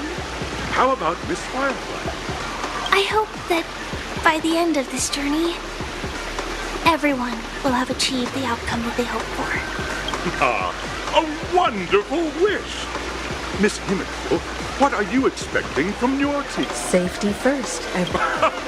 Simple words, but full of warmth. Waiting for you are 3 stages, each connected to that era. The first 2 stages offer 2 distinct paths to choose from, with unique challenges on each route. And in the last stage, you will face off against a champion who has defended the title to this very day.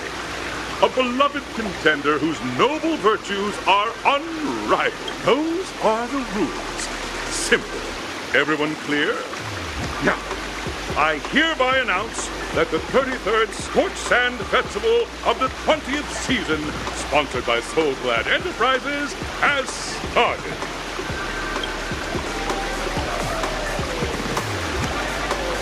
Everyone, as the Charmony Festival is drawing closer, We must reach the end as quickly as possible. Factoring in efficiency and safety, splitting up into 2 groups is the best choice.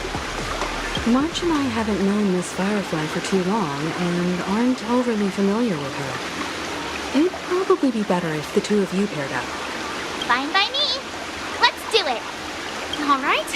I don't have a problem with that. We'll split into the assigned groups then. Let's not waste time.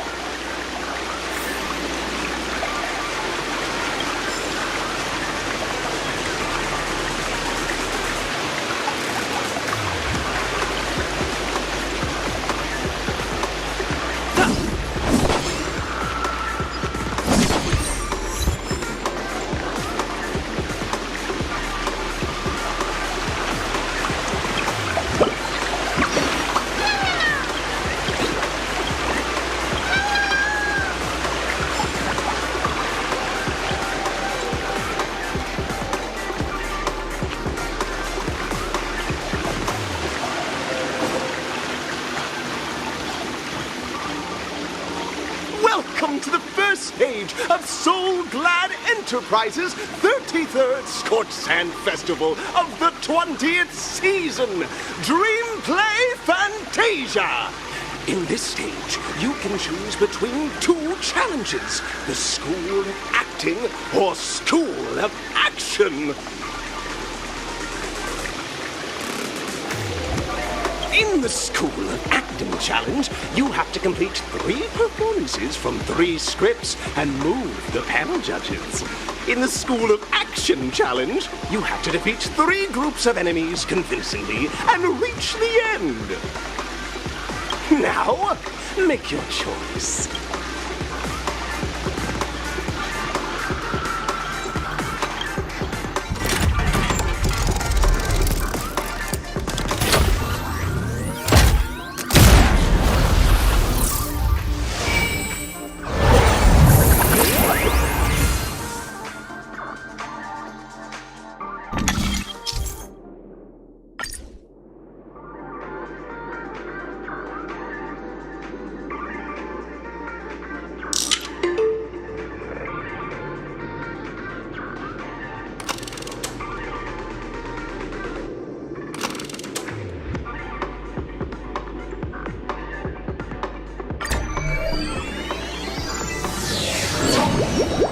Stage of dreams for those who dare to dream.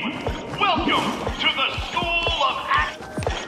Competitors, allow me to introduce the rules of this challenge to you. There are 3 stages up ahead. On each, you will find an outline of a script. These 3 scripts were written by the legendary filmmaker, The Watchmaker, and depict various stories from Penacony's era of pioneering. Your task is to bring those moments to life, find the right words, and act convincingly to make the judges feel the script's intended emotions. Oh, I wish you a successful performance. Also, a bit of trivia. The record score for this stage is held by a participant with fiery red hair. His exceptional performance brought even the strictest judge to tears. Oh, it's like he wasn't even acting at all. We are running out of time, so let's get this over with quickly.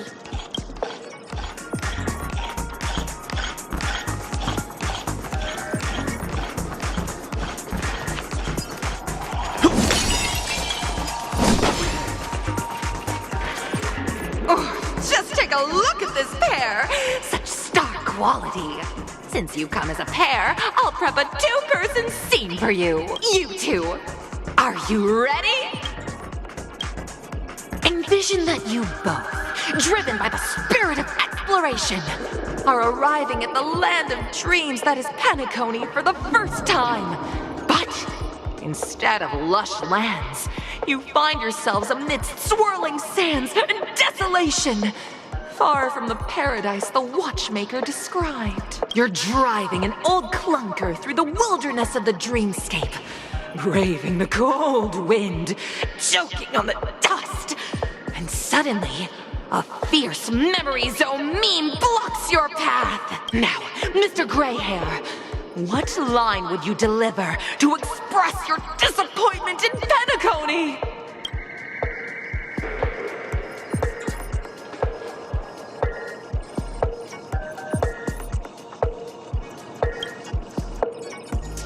No, that's not right. You're trying to express disappointment. Why do you sound so chipper?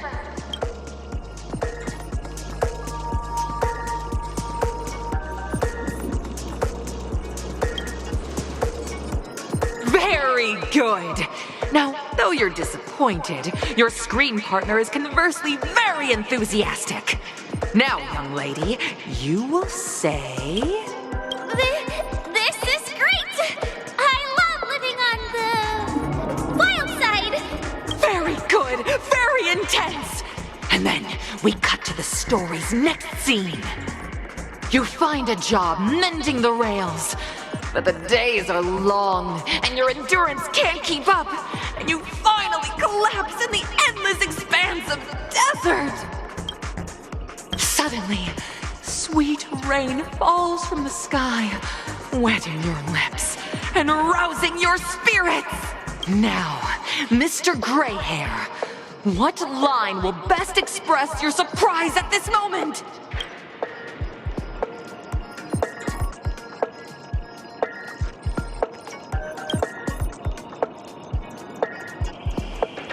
But at this moment, your partner yet gazes into the sky, both her eyes closed. The raindrops fall, blurring her vision, and she tragically says, Perhaps we were never meant to succeed. Right? Fantastic! Both of you have an incredibly solid foundation in dialogue delivery. However, lines aren't everything in a performance. Please continue this story on the second stage. Up next, you'll be challenged with a body language test. I hope these tests won't take too long.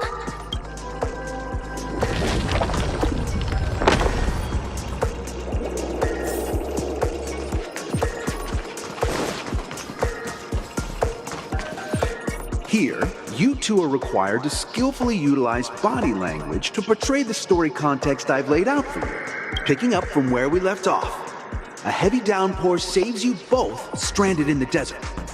This rain quenches the anger in your heart. You look to your companion, now completely devoid of fighting spirit, wanting to comfort her. At this moment, what should you do to make her laugh?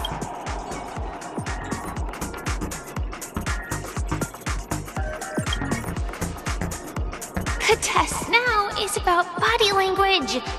I don't think dialogue is allowed here.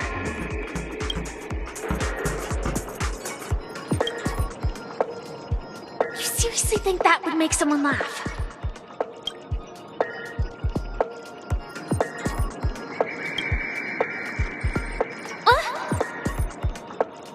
Right answer! Your companion sees you rolling about in the sand and thinks about the arduous obstacles along this journey. She can't help but let loose a laugh, rekindling hope in her heart. And so this girl... I'm gonna get back on my feet and keep moving forward. A tug at the heartstrings! The story continues to develop. The heavy rain leads you both to sense a business opportunity. So you start venturing into the umbrella industry. But just as the business begins to pick up, competitors start flooding the market with low-priced goods, squeezing your market share. You have no choice. The goods you stockpiled at high prices have to be sold at a loss.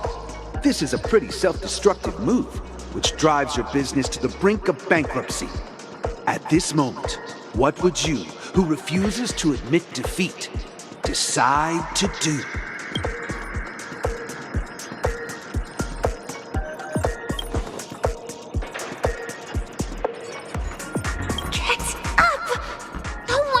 Trade war by kowtowing!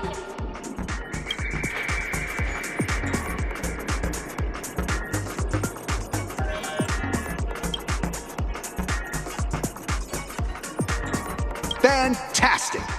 But it's a pity your friend does not agree. Seeing that you're up to your eyeballs in debt, she sees nothing but despair in her future. And then? I leave Penacony in utter disappointment. Is that okay?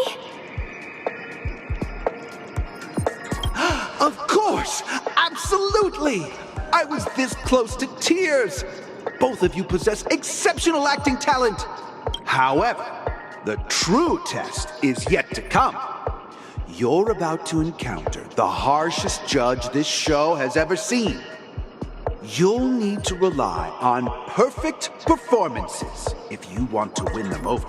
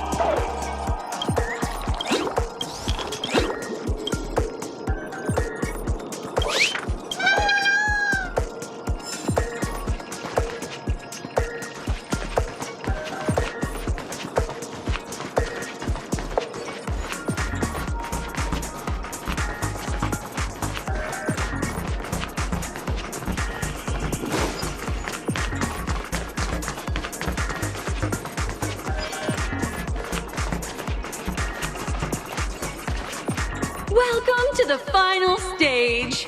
Actually, all the scenarios that you previously encountered were all from the film Once Upon a Time. Two companions arrive on Penacony with nothing but a dream. Their desire for achievement is met with continuous setbacks. Ultimately, one continues on, despite spiraling into debt, while the other concedes defeat. And many years later, their paths cross once more in the thriving Penacony. Yet, they refuse to acknowledge each other because...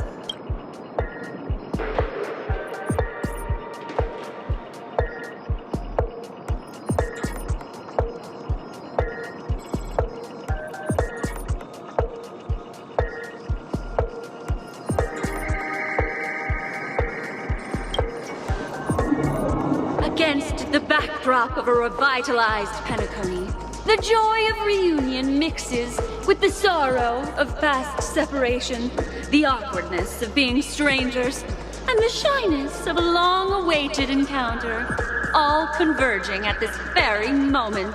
Give it a shot. Try and convey this bittersweet scene to me. Bring it to life with precise and emotive acting. Is this ever going to end?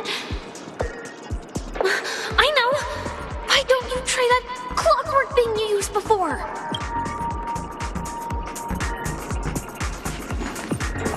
Your performance is...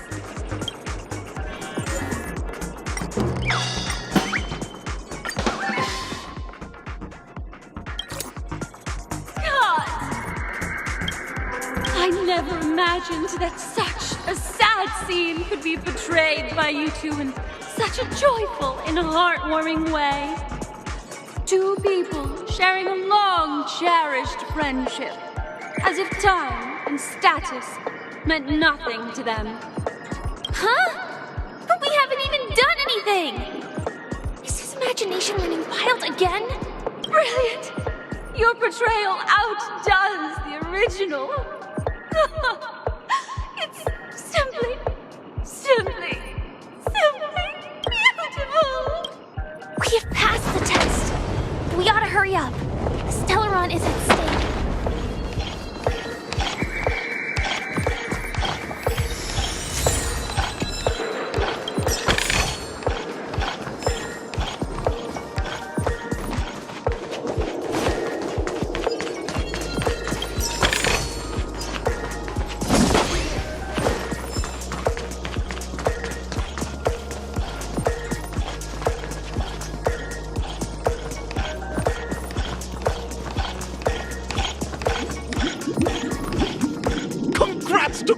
of you for clearing the stage, but more importantly, are you having fun? Fun is more important than success. Look at the time. You finished much faster than that red-haired contestant did. That red-haired contestant. Who is that exactly? You'll find out eventually, but only if you clear the next test first. Welcome to the second stage of the 33rd Scorched Sand Festival in the 20th season, sponsored by Soul Glad Enterprises. You have the option to choose gunfire and undergo Brother Hanu's trial, or time, where you'll face Clucky's trial. Now, make your choice.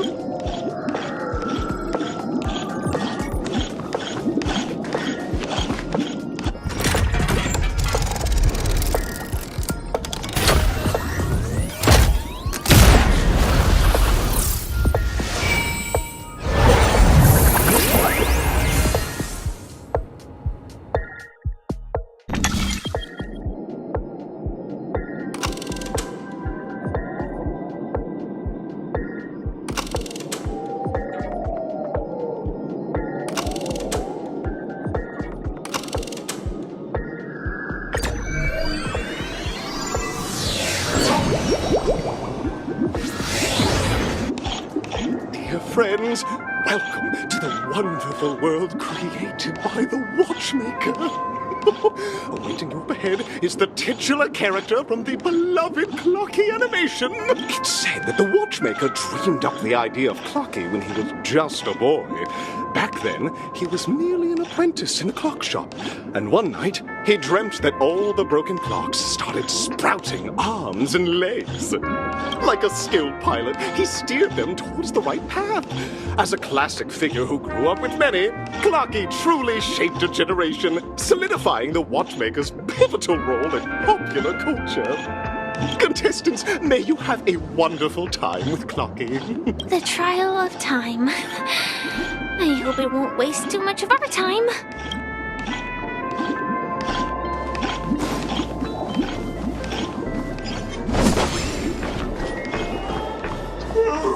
Am I just a failed experiment? That statue. Did it just speak?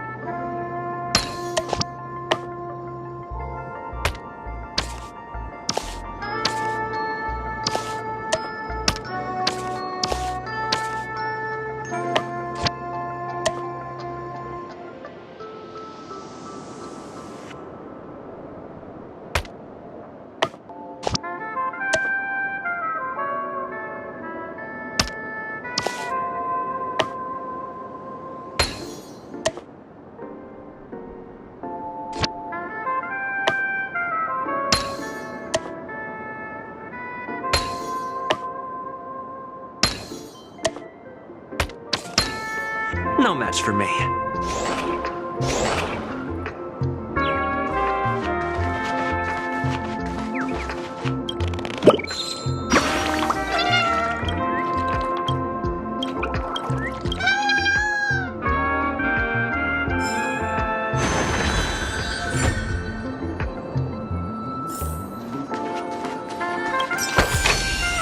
Looks good.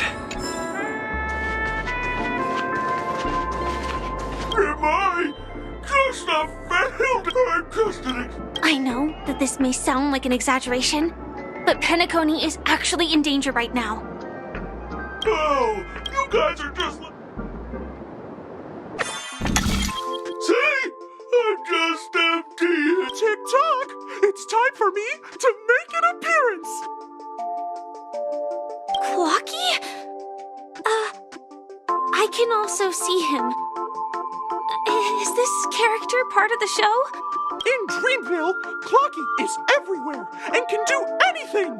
Like, right now, I could solve this problem with your big ticker pal, Tick-Tock! I can't believe it's actually Clocky! Why would you come and visit a failure of a clock like me for... You see, we're all clocks. We're family. I want to help you be happy! Tell your pal Clocky what's troubling you. I came across a startling revelation yesterday. Apparently, Dreamscape Ticker isn't the same as Clocky at all. It's just a discarded prototype from Clocky's early development. Please, just leave me be, Clocky. I just don't know how to face you, because I'm just a failure. Oh dear. Seeing it like this is utterly heart-wrenching. But fear not! We're here to help it rediscover the missing parts of its inner self and guide it out of despair! I guess even troop members can experience existential crises. Don't worry, miss! I've already pinpointed its missing parts! Over here, my friends! Better use that hamster ball night speed!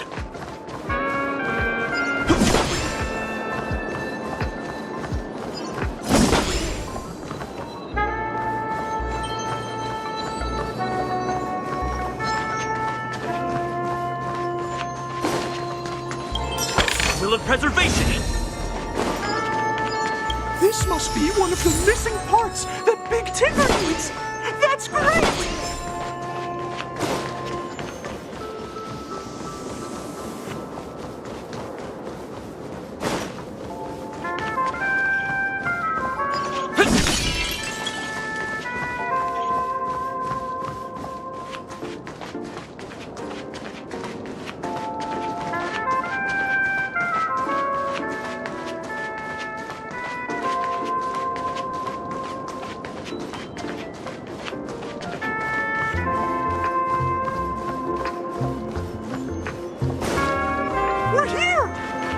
There's a missing part on the opposite side.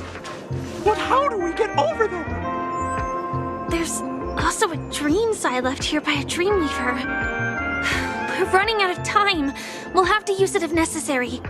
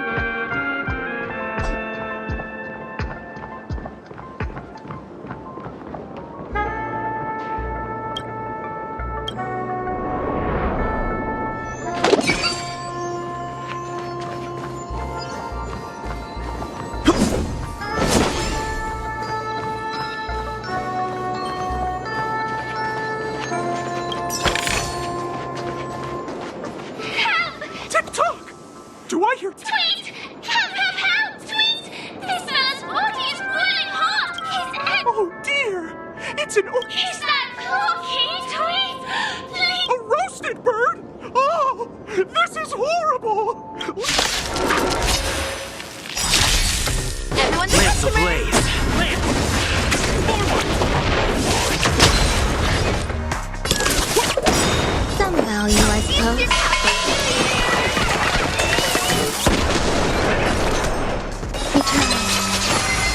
Tough luck running into me!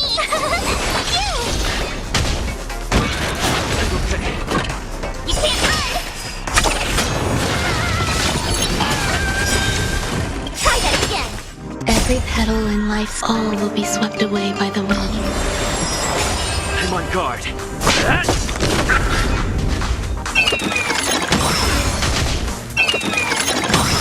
Turn out your pockets! Here! Gotta try hard to watch this awesome move!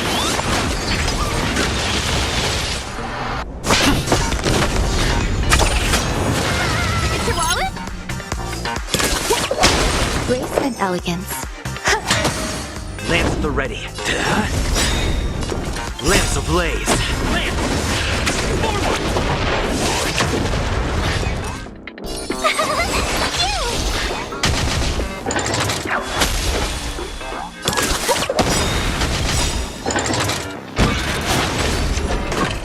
You can't run! I'll fist your mouth!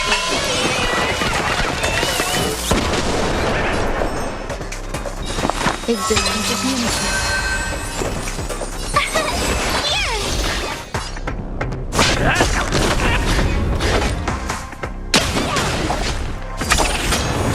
There's more to life. My turn! Every petal of all will be swept away by the wind.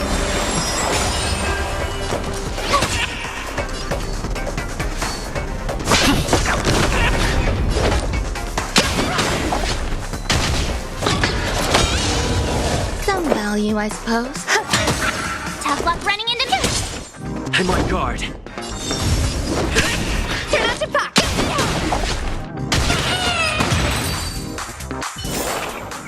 Reach the end of the story in your own way.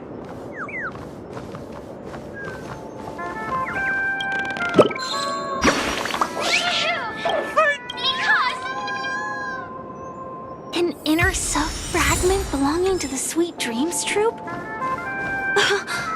This is just too surreal.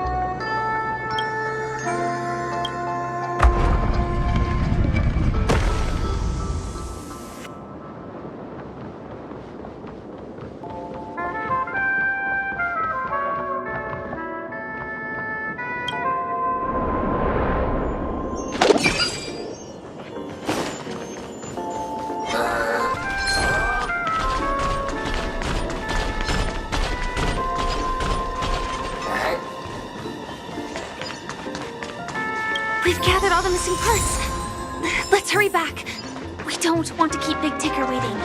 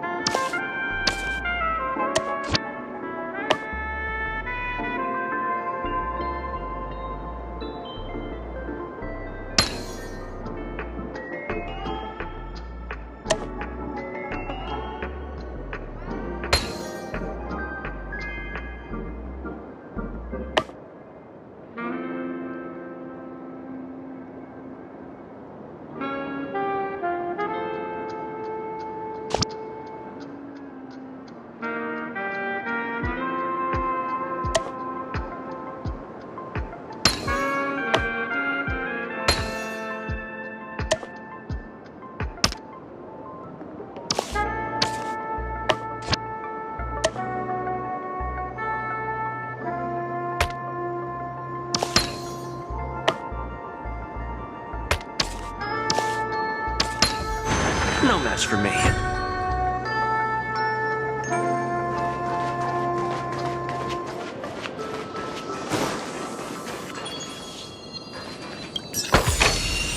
Looks good.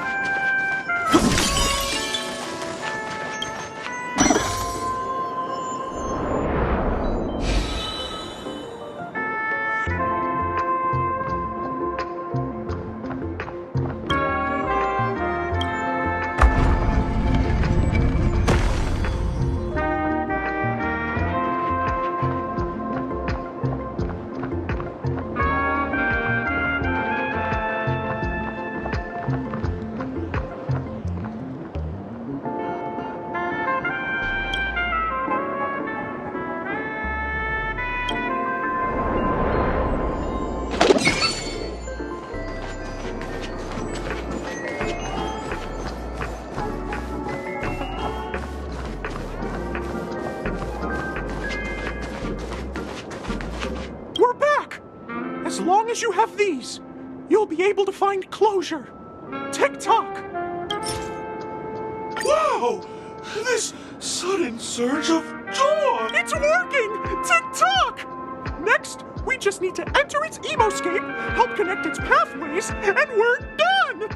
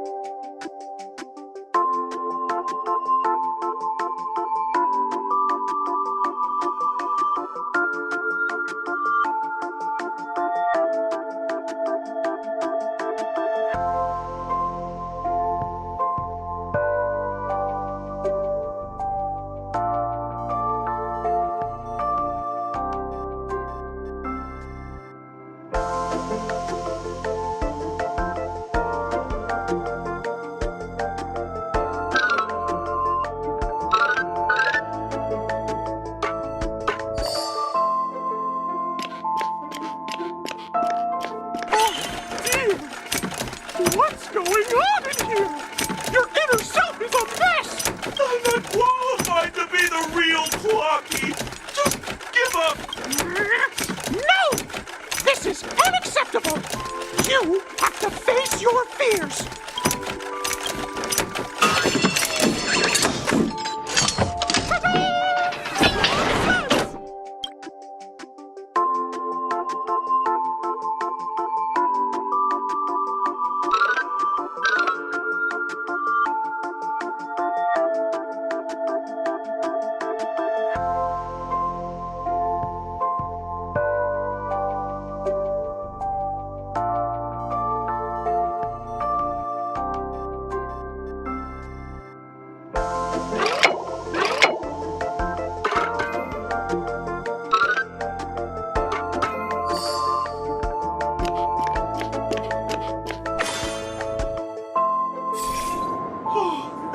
Clocky. If not for you, I'd never be able to connect with people like this.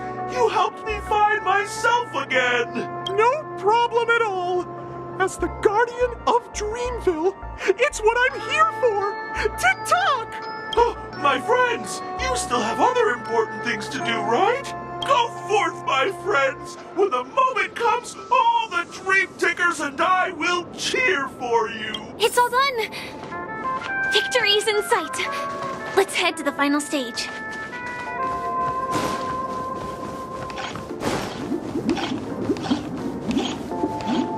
Congratulations to both of you! Oh, you've overcome all obstacles and proven yourselves!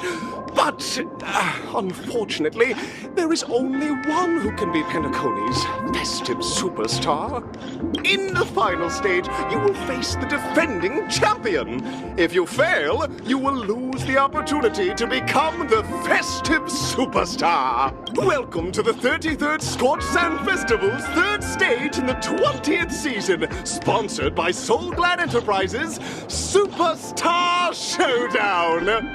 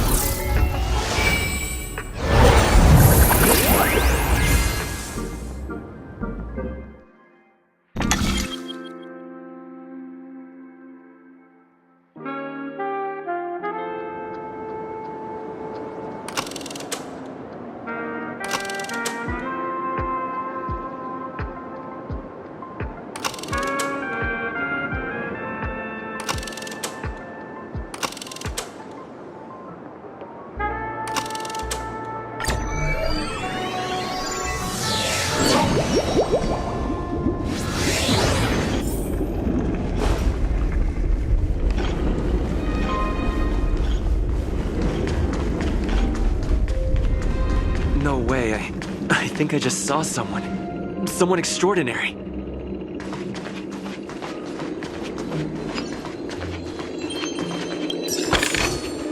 Looks good.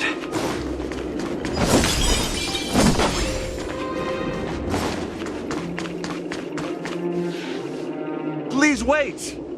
Handsome gentleman, beautiful miss. By the glorious light of beauty! I never thought I would see you again. In such turbulent times, your kind faces are as spring's gentle breeze, bringing solace to my scorched heart. Are you a knight of beauty?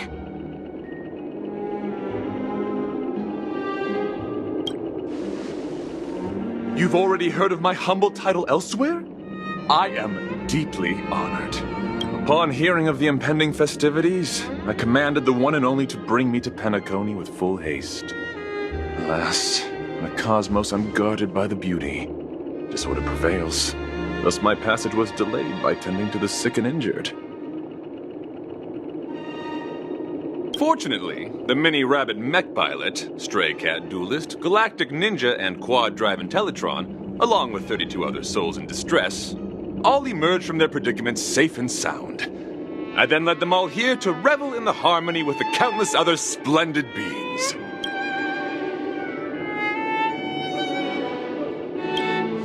I do not deserve such praise. Unfortunately, that dashing IPC ambassador, whose radiance matches that of a beautiful peacock, remains in a woeful state. Ugh, how I wish he too could partake in this splendid occasion. Okay, let's get back to business. Since fate has brought us together, it stands to reason that you both seek the accolade of the audition's victor, correct? Though upon arrival I was once mistaken for a towering silver-armored fugitive with fiery red flames due to my lack of eloquence. It matters not, for all these trials stem from the land of the dream's beauty. What matters is that I now stand before you. Our paths have crossed. I, Argenti of the Knights of Beauty, am humbly requesting a battle with you both, in the name of the Code of Chivalry. If I am fortunate enough to emerge victorious, kindly grant me passage to the Crown of Victory, and recognize that Idrilla, the beauty, is the most peerless beauty of them all. Dear friend, please ready yourself for the trial set forth by the beauty.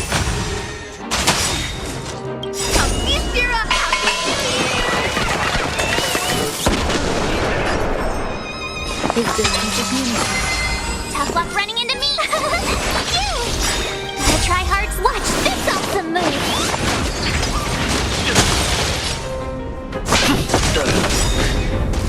Lance ablaze!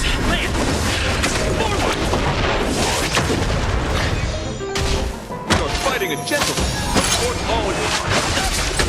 Try that again! Forget your wallet? Grace and elegance. My turn! Here! I'm on guard. You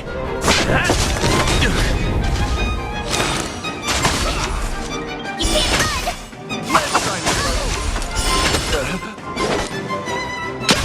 Rise to the challenge! Eternal. Every petal and all will be swept away by the wind.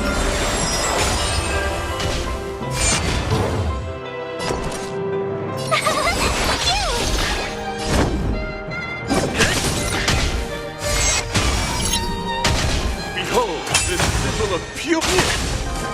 You can't run! Gotta try hard. Watch this awesome move!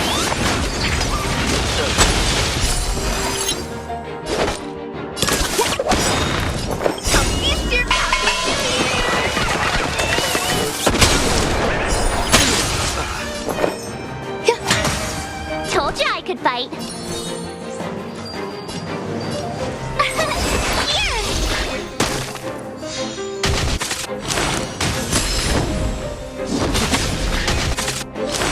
Let the duel commence. Try that Your predictions, my friends, are indeed on.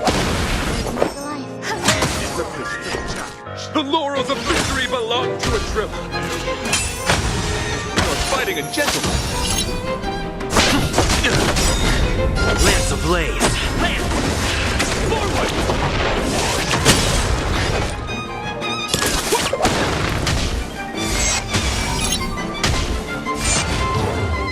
Some value, I suppose. Every petal and all will be swept away by the wind. Told you I could fight. Rise to the challenge.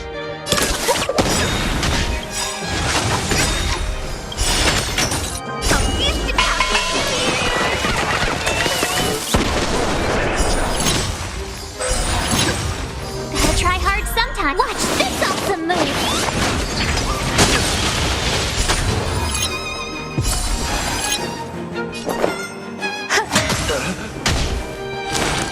Tough luck running into me. Here. Support all you. Try that again. Lance at the ready. There's more to life. Support all you. Oh, this symbol of pure turn. beauty.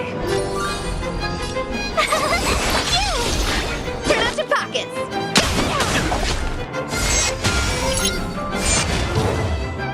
guard.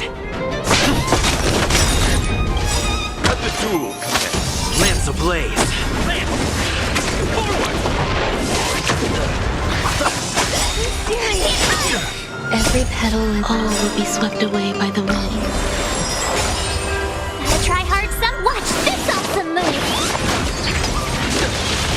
Some value, I suppose. Eternal.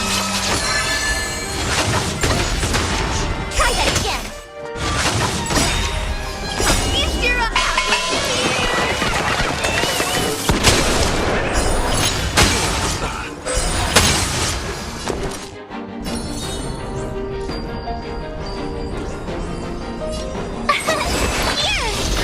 Don't throw the game! That's enough! I have come to grasp the sincerity of your cause. I yield. Beautiful! Truly a captivating contest. It is through you that I realized to uphold the honor of a driller, I must further hone my skills. What a beautiful lesson indeed! Go forth, my dear friend. Beautiful miss. The audition's crown is yours to claim. I shall remain here, gazing from afar as you bask in the limelight, joining the audience in offering you the most heartfelt cheers and applause. We don't have much time. May fate allow us to meet again, Knight of Beauty. In that case, let's make our way to the end. Penacony's really thronging with talent. I hope we make it in time. Go forth. The champion's stage belongs to the both of you. Bask in the glory you deserve.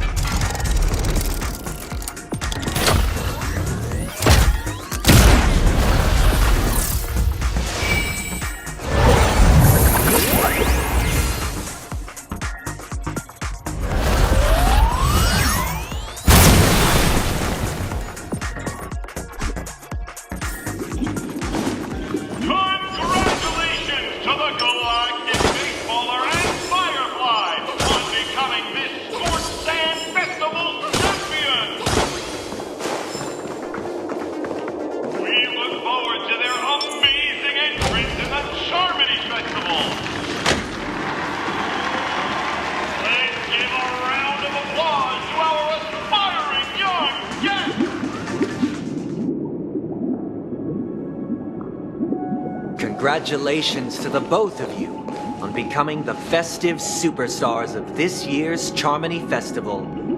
Before entering the Grand Theater, I, on behalf of the organizers, extend my sincere congratulations to you, wishing you joy under their radiance.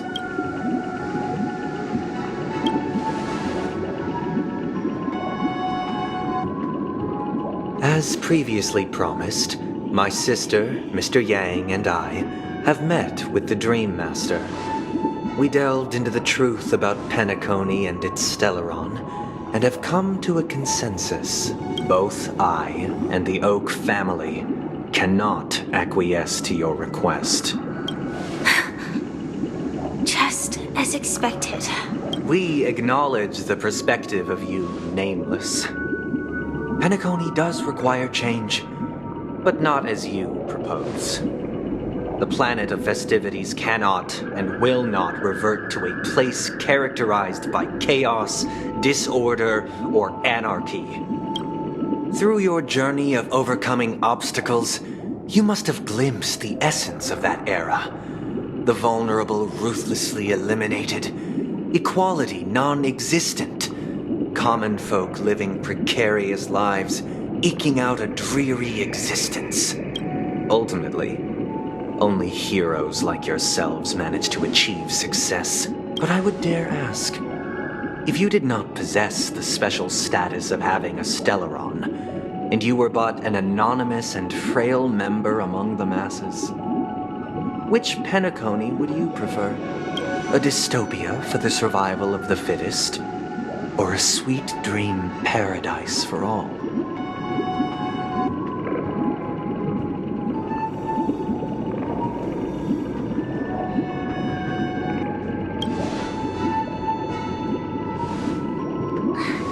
That's not the point! Don't let him mislead you!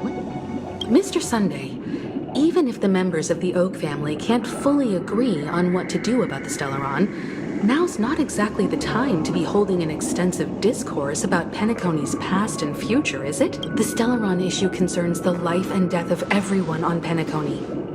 If anyone has a better suggestion, the crew is more than willing to listen. Also, it'd be best to tell us the ins and outs of that meeting. This way, we'll at least know what Welt and Ms. Robin are dealing with, and the reason why they failed to make our appointment.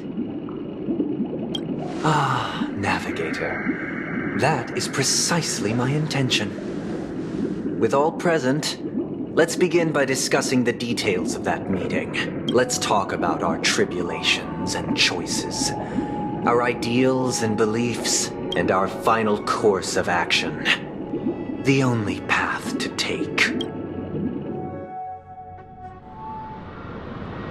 You mean to say that for the longest time, there have been scoundrels who would use this charming festival that I have bequeathed to the masses as a tool to realize their ambition? Indeed, Dream Master. Once the Charmony Festival begins, the Stellaron's powers, along with the song, will be broadcast across the entire planet of Penacony. And then everyone in their dreams will be unable to awaken. This is indeed surprising to me. The dreamscape is maintained by the collective effort of the 5 families. If someone were to use the Charmony Festival to recklessly disseminate the power of the Stellaron, this individual must hold a position of great authority. Do you have any suspects? I'd like to ask, did you really not know of the Stellaron's existence? I would have never thought that this nameless would point the spear at me. Quite astonishing indeed. If I have offended, the Astral Express extends its sincere apologies. But the current circumstances are dire and leave no room for meticulous inquiry. We're doing this out of concern for the dreamscape's safety. So, if you could, please alleviate our concerns. Dream Master, it's just to prove that the Charmony Festival has nothing to do with the Stellaron. If we're being overly cautious, I will return to the stage to offer tribute in song. Just per the arrangement. Sunday, Robin. I've watched you two grow up and know your dispositions like the back of my hand. Both of you, right now, can surely be lauded as their most devout advocates. I already know your resolve. The magnitude of this matter is enormous and cannot be taken lightly. Since Mr. Yang has asked with such earnestness, I will personally respond in kind. It's Sunday. Might I ask you to beseech them to cast their light unto me and question me in their stead, so that no lies may be concealed? I will do as you command. Robin, could I entrust you to be present as a witness, to document the truth, and to proclaim my innocence, so that all slander may be utterly dispelled? I will do as you command. May thy will be carried out on earth, just as it is in the heavens. Oh, triple-faced soul, please sear his tongue and palms with a hot iron, so that he will not be able to fabricate lies and make false vows. Let us begin. There is nothing else to prepare. Understood. Question. Have you devoted your life to your god, never worshipping other gods? Naturally. Do you love your god as you do yourself, always heeding their admonishments? Naturally. Have you strayed from the path expected by your god, betraying their name? Never. Have you ever been inordinate with your asks of your god, coveting more than the foundation of the creation itself?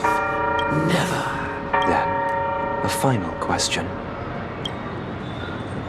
Do you swear to fulfill all vows, past, present, and future? With the Eon as my witness, if I do not deliver on my words, or if I renege on my vows, may I be cursed in accordance with divine law. They have seen your faith, and have endorsed your faith. With this, it can be evidenced... Just a moment. What is it, Mr. Yang? I have another question I hope to have answered. To my understanding, the family's harmony and prosperity have never relied on so-called divine laws. The god you both mentioned, are they truly Xipe? Mr. Yang should know that those belonging to the family toil together as if they were kin, embracing solidarity and unity under their light. All duplicity is laid bare before the harmony. Such a delicate and complex symphony. Which other god could perfectly harmonize this, if not for the Great One? Xipe. Perfectly harmonize it.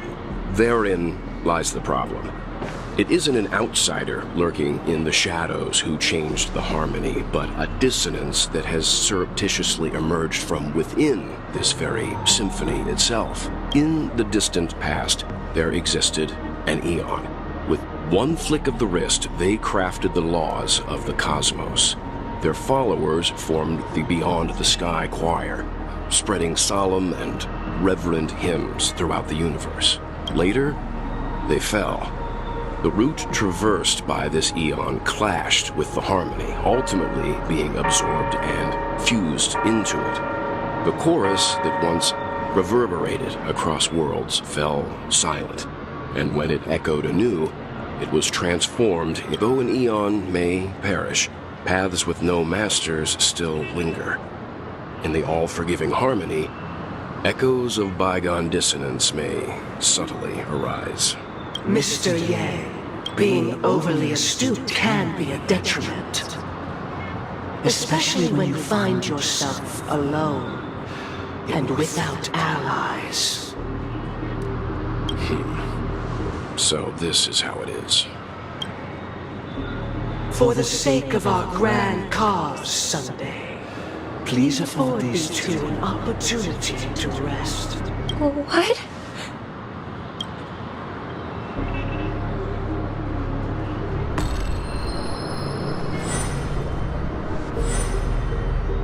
Sorry, Robin. It's just you. I did not wish for you to know this. It's a pity that things have turned out this way. So, this is the true reason I can't sing? The shadow that envelops Penacony is actually... We were never children of the harmony. Our ideal paradise could not have been crafted by Xipe. True bliss can only be guaranteed by the one who transcends the many. Within the foundation of law, humanity establishes civilization, and through harmony, we obtain order. Unbelievable. To think that there would be remnants of the Order on Penacony. What have you done with Mr. Yang and Miss Robin? Don't worry. I just gave them some time alone to ponder their fates. You should know that these actions make you an enemy of the Astral Express. Should we need to stand against the Nameless, it would only be myself and the Oak family involved. But we haven't reached that point yet, have we? Your efforts for the justice of Penacony are evident to everyone and have been widely observed.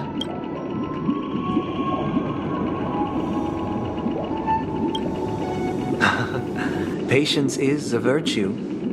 However, I won't hold it against you. On the contrary, I'm here to make my intentions clear. If it is the order that drove you to imprison Welt and Robin, and you're using them to coerce our compliance, then there'll be no point in entertaining any type of discussion. You're mistaken, Miss Himiko. They are in very safe hands, and just as the family has always proclaimed, no one can be harmed in the dreamscape, least of all in the beautiful new world belonging to the Order. Penacony and the entire universe have witnessed far too much innocent bloodshed. The strong wield their blades against the weak, and the victors push the vanquished to the brink of life. Natural selection. The world abides by this principle, establishing the well-being of humanity atop the corpses of the downtrodden. Only we, or rather, I, possess the power to put an end to this farce. So you've decided to resurrect a dead Eon? No one's ever done such a thing. If Miss Himiko is interested, let's draw back the veil and speak candidly. I've always firmly believed that people can understand one another through peaceful means. I'm willing to divulge the unembellished truth as to the intentions of the Order's Pathstriders, so that you will make better judgment for the Astral Express, for Penacony, and for this stretch of the universe. Words can hardly do justice to the beauty of that ideal. So, come with me, everyone. Let us retrace our steps and see once again where this road leads.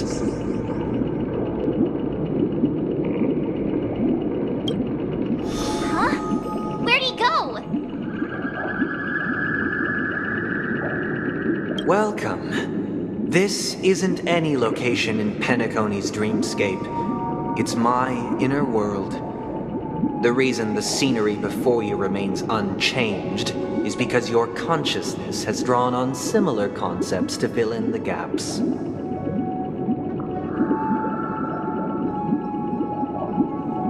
Did you do the same to Welt? It's a tuning process, stronger in effect and more draining on the mind. The gray-haired guest has experienced it before, so he should understand what it entails. Tuning allows you to intuitively grasp my feelings, which also means that I cannot hide anything from you. Now, everyone, please look at the huge screen. The road we once took begins here.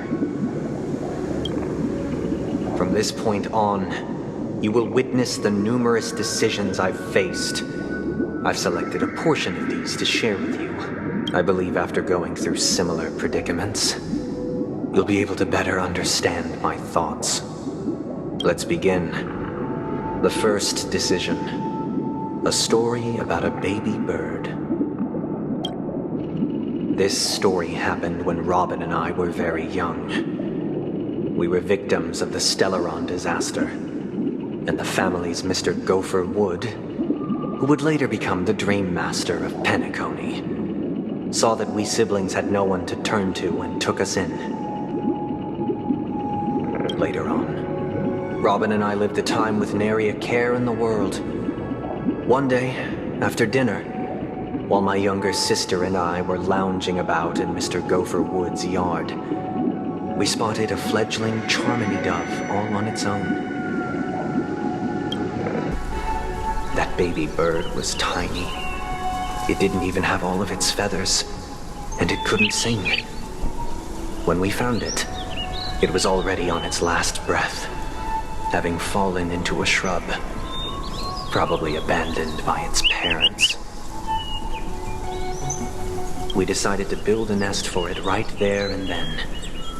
However, thinking back, that winter was unusually cold, with fierce winds at night in the yard, not to mention the many poisonous bugs and wild beasts in the... It was clear that if we left the fledgling in the yard, it stood no chance of surviving until spring. So, I suggested we take it inside, place it on the shelf by the window, and asked the adults to fashion a cage for it. We decided that when it regained its strength enough to spread its wings, we would release it back into the wild. The tragic part, something that we'd never considered, was that this bird's fate had already been determined long before this moment. Its destiny was determined by our momentary whim.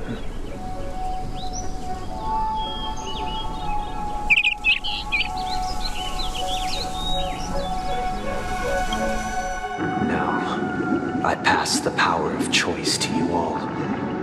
Faced with this situation, what choice would you make? Stick to the original plan and build a nest with soft net where the Charmony dove fell. Or build a cage for it and feed it, giving it the utmost care from within the warmth of a home. I eagerly await your answer.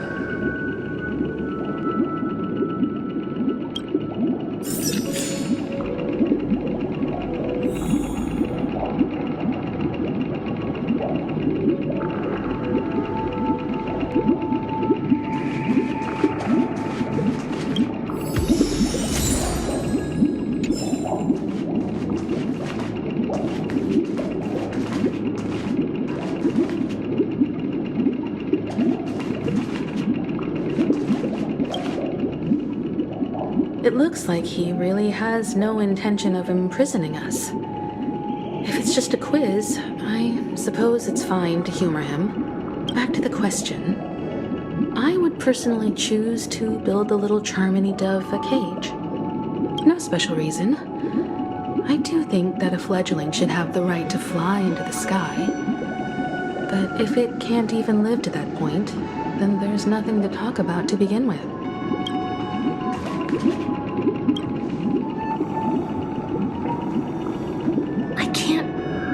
For his intentions right now, but based solely on that question, I would probably choose to build that dove a cage. Even if I was gonna release it back into the sky, it'd have to be strong enough to fly first. If I left it where I found it, I fear it'd never get the chance to fly ever again.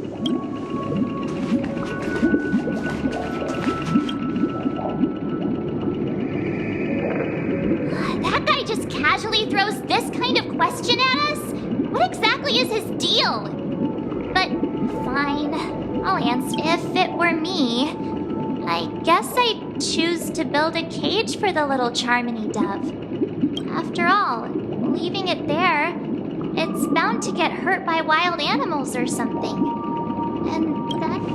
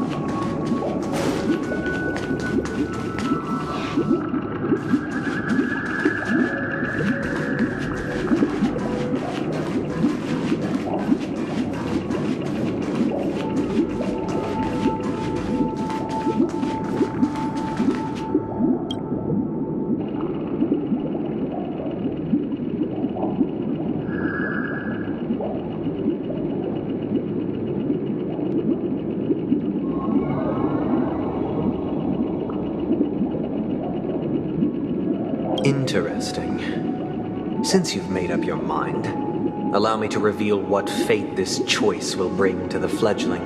From what I've observed, there are at least 3 predators in that yard that prey on small birds. The Vossicle scorpion, Asdana wolverine, and the Huntington winged snake. Even if they shy away from humans, these animals are still near apex predators in a fenced location like a yard. In such a location, only one fate awaits that little Charmony dove. A painful death. As for the choice you made, I am deeply sorry. Now, let us advance to the second decision. This time, it's the story of a dream chaser. This story happened when I was appointed as Bronze Melodia, a position exclusive to the Oak family, charged with listening to the problems and vexations of dreamscape residents, and providing them with the relevant guidance. It was during that period that he was a dream chaser and an illegal stowaway. Just like the rest of them, he came to Penacony in search of a better life, except that, to most people, the price he paid, I suppose you could say it was everything. He told me, I sold everything I could at home. The house, the land, even his 2 children. He said he could not afford to raise them, and that at least they could eat if they lived as slaves. He had a plan in place. He would buy back his children once he had made his fortune, and enjoy Penacony's beautiful dream with them. Alas, his plan to smuggle himself was somewhat clumsy, and he was sniffed out by those pig-headed hounds. After hearing the Dream Chaser's story, I immediately appealed to the Bloodhound family to cease their pursuit. That way, at least he could live peacefully. But I was still too naive to the ways of the world. I did not anticipate that what I thought was a kind gesture would later lead to dire consequences. I'll tell you the outcome soon. For now, I'd like you all to make a choice. Will you do as I did and try to convince the Bloodhound family to stop their pursuit so that the Dream Chaser may live peacefully and realize his wishes? Or will you remain silent, leaving him to languish while the hounds are hot on his heels until his inevitable judgment arrives? I look forward to everyone's decisions. Who knows? Perhaps they might even alter the outcome of this tragedy.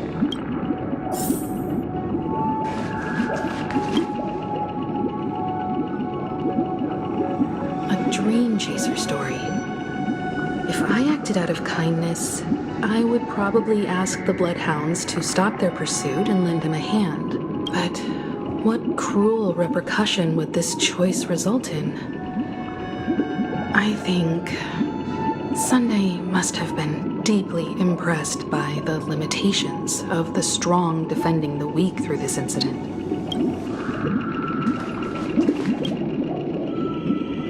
This question... Surely it has some connection to the baby bird story. And this connection is precisely the breakthrough Sunday aims to use to persuade us. I'd probably choose to ask the Bloodhounds to cease their pursuit.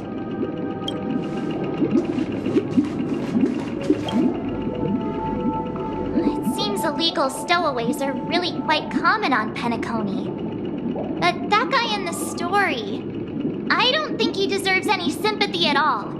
He sold his kids to chase a dream. Even if he intended to go back for them, it's still insanely irresponsible. With that thought, there's only one choice. Let the Bloodhounds send him back home. This person deserves to be punished.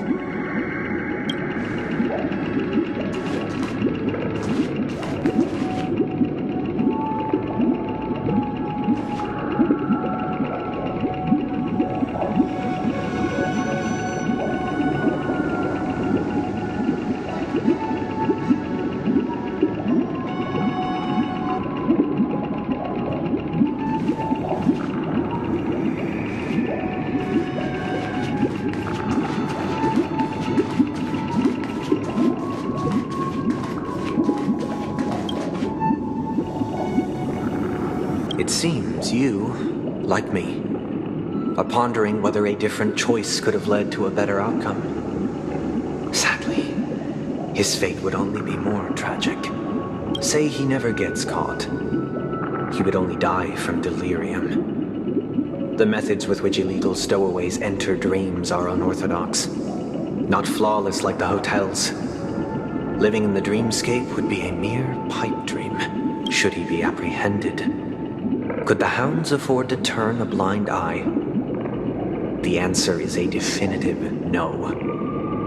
They couldn't bear the resulting consequences, and thus wouldn't dare extend a helping hand. As to your choice, I once again offer my heartfelt apologies.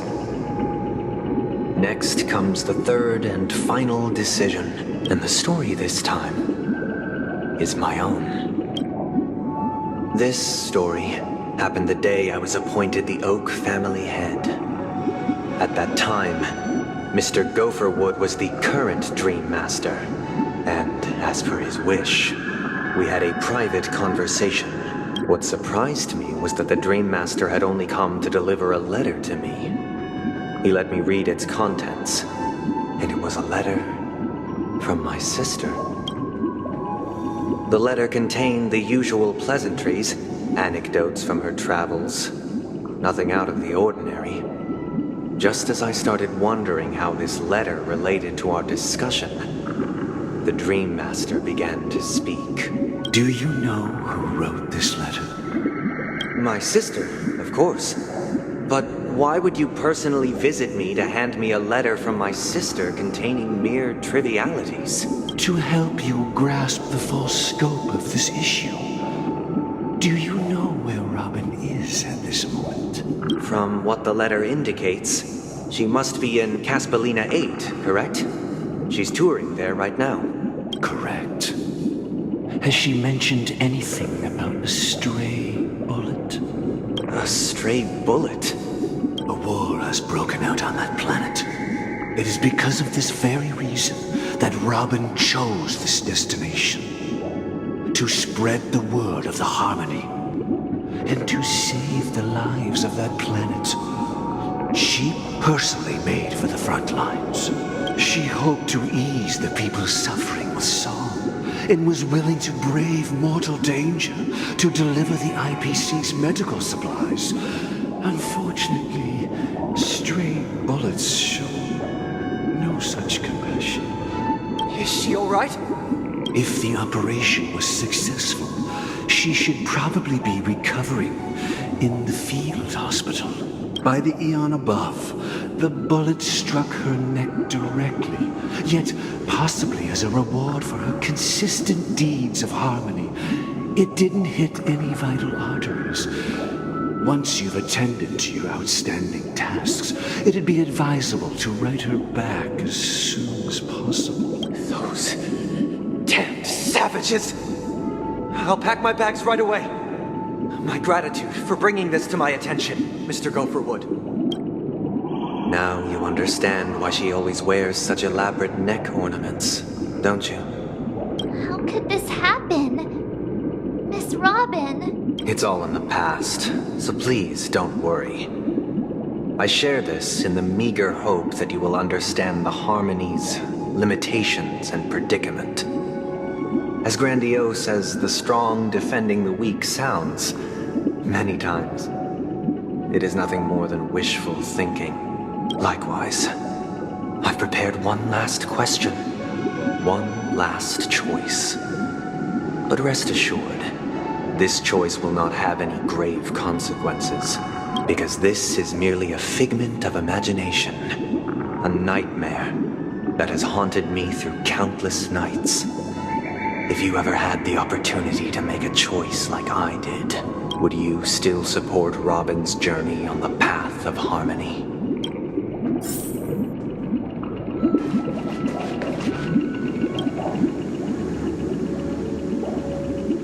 I often feel like I've dreamt of similar scenes on certain nights. In the dream, I see blurry faces. I don't know who they are, but I sympathize with all of them, fighting for survival against some unfathomable force. Their confusion and fear are lucid to me. But I also remember they chose never to give up. Just like Miss Robin. If Mr. Sunday's question leaves you puzzled, you should find the answer from your own experiences with each trailblaze. Dangers and tribulations will surely follow. But would you ever back away? Would you stop March and Don Hung from reaching their next destination? I believe you have an answer of your own in your heart.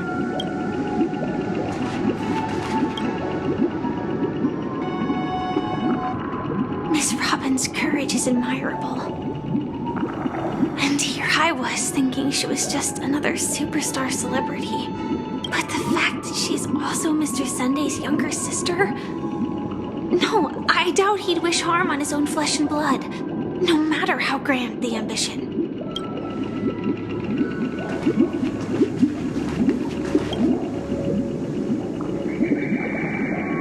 I can't believe that happened to Miss Robin. The strong defending the weak is a great mantra, but if I had to pay such a price, I don't know what I'd do.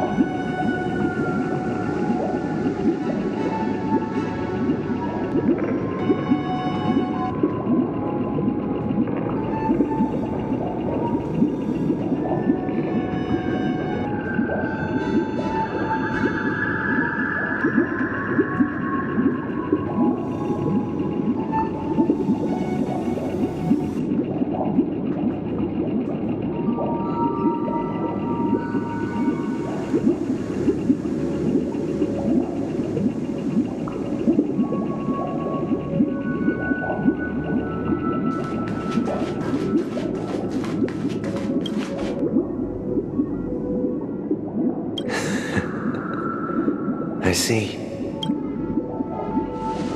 I am now aware of everyone's stances. Raising these questions merely serves to illustrate one point. The plight of Penacony cannot be salvaged by the harmony. The true foundation for a sweet dream paradise can only be established through the order where the strong govern the weak. I know the suffering of being tormented, the turmoil of losing your way, how sorrow and even despair set in when matters don't work out. All of this causes me unending pain, because this is not what happiness is at all. We must teach the weak how to live a happy life. And this life isn't some noble propriety that the upper crust preaches, but in definitive terms, a way of survival that belongs to everyone. So what is your definition of living a happy life? Good question. Human consciousness is fundamentally an illusion, a cage known as self-worth. People lured in by this illusion make mistakes, yet still ask that external influences bear the burden. When one mistake after the next permeates the masses, they become impossible to trace. Thus, the amassing of these individual cages culminate to form a prison, a place dictated only by the rule of survival of the fittest. Nature is always accompanied by predation and sacrifice. Its antithesis is known as order. That is what I want to do. Unite people's happiness under the banner of order. They won't need to make bitter choices any longer, nor face the weaknesses of humanity. They can cast aside their primal instincts to build a haven for mankind. Simply describing thoughts is far too abstract, so allow me to provide a simple example. As you all may know, there are societal norms like weekends and long weekends that exist on some worlds. During these hard-earned rest days, people are given the chance to extricate themselves from the stresses of everyday life, allowing a certain tranquility to return to their souls. And it is only on these days that people do not have to adhere to the law where the strong prey on the weak. They can live out their lives happily during these brief intermissions. It's just a pity that 2 or 3 days are still too fleeting compared to the span of a lifetime. From where I stand, society's ideal system should be 7 rest days. Following Sunday, there should ensue a second, a third, and indeed an infinite procession of Sundays. This should be the face of the new world. Idyllic, eternal, peaceful days. And thus, every person can return to their base selves in this utopia. Some gaze in reverence at the stars, pouring their whole beings into calculating the distance between us and the isolated world of Pagana. Meanwhile, some seek refuge in quiet corners, holding one another, unencumbered by the chains of unwelcome obligations. There would be no need to bear the hardships of reality. Only in this way can humanity face the inevitable end with the purest of spirit. Living a life of dignity. This is what it is to live in bliss. Miss Firefly, you who are stricken with entropy loss syndrome, you of all would surely understand this. It sounds like a flawless theory. But what is the price to attain all this? The cost is minute, merely a personal and eternal sacrifice. If this paradise is to be maintained for everyone, someone must remain trapped in solitary wakening until the end of the cosmos. Wakening? Which means that this so-called paradise is still a dream. Stepping into this paradise means forsaking reality, correct? It is not forsaking, but transcending. Flesh, blood, sorrow, weakness. If the physical is the root of spiritual suffering, it is only logical that we defeat it.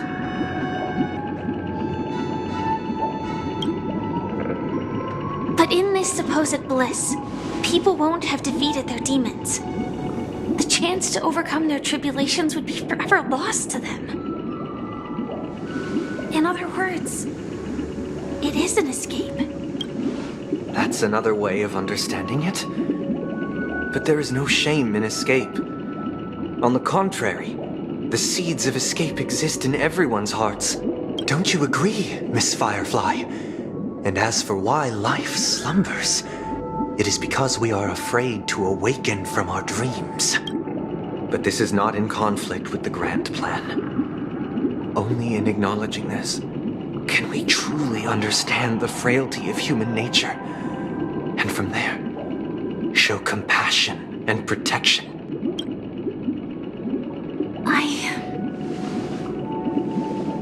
I admit that you are a born leader. Your perspective on humanity brims with pessimism. Yet you express compassion for all, even when your heart pities them. But unlike you, I live for the self. From my perspective, individuals making choices for themselves is their birthright. The want to escape may be innate in the weak. But whether they are weak or not, it is not up to another to decide. Perhaps in your mind, you also view me as weak? Because I don't think so. Since Miss Firefly has said her piece, the Astral Express will also naturally give you our answer. We'll leave it to you. Just as Mr. McHale instructed before, tell him our choice.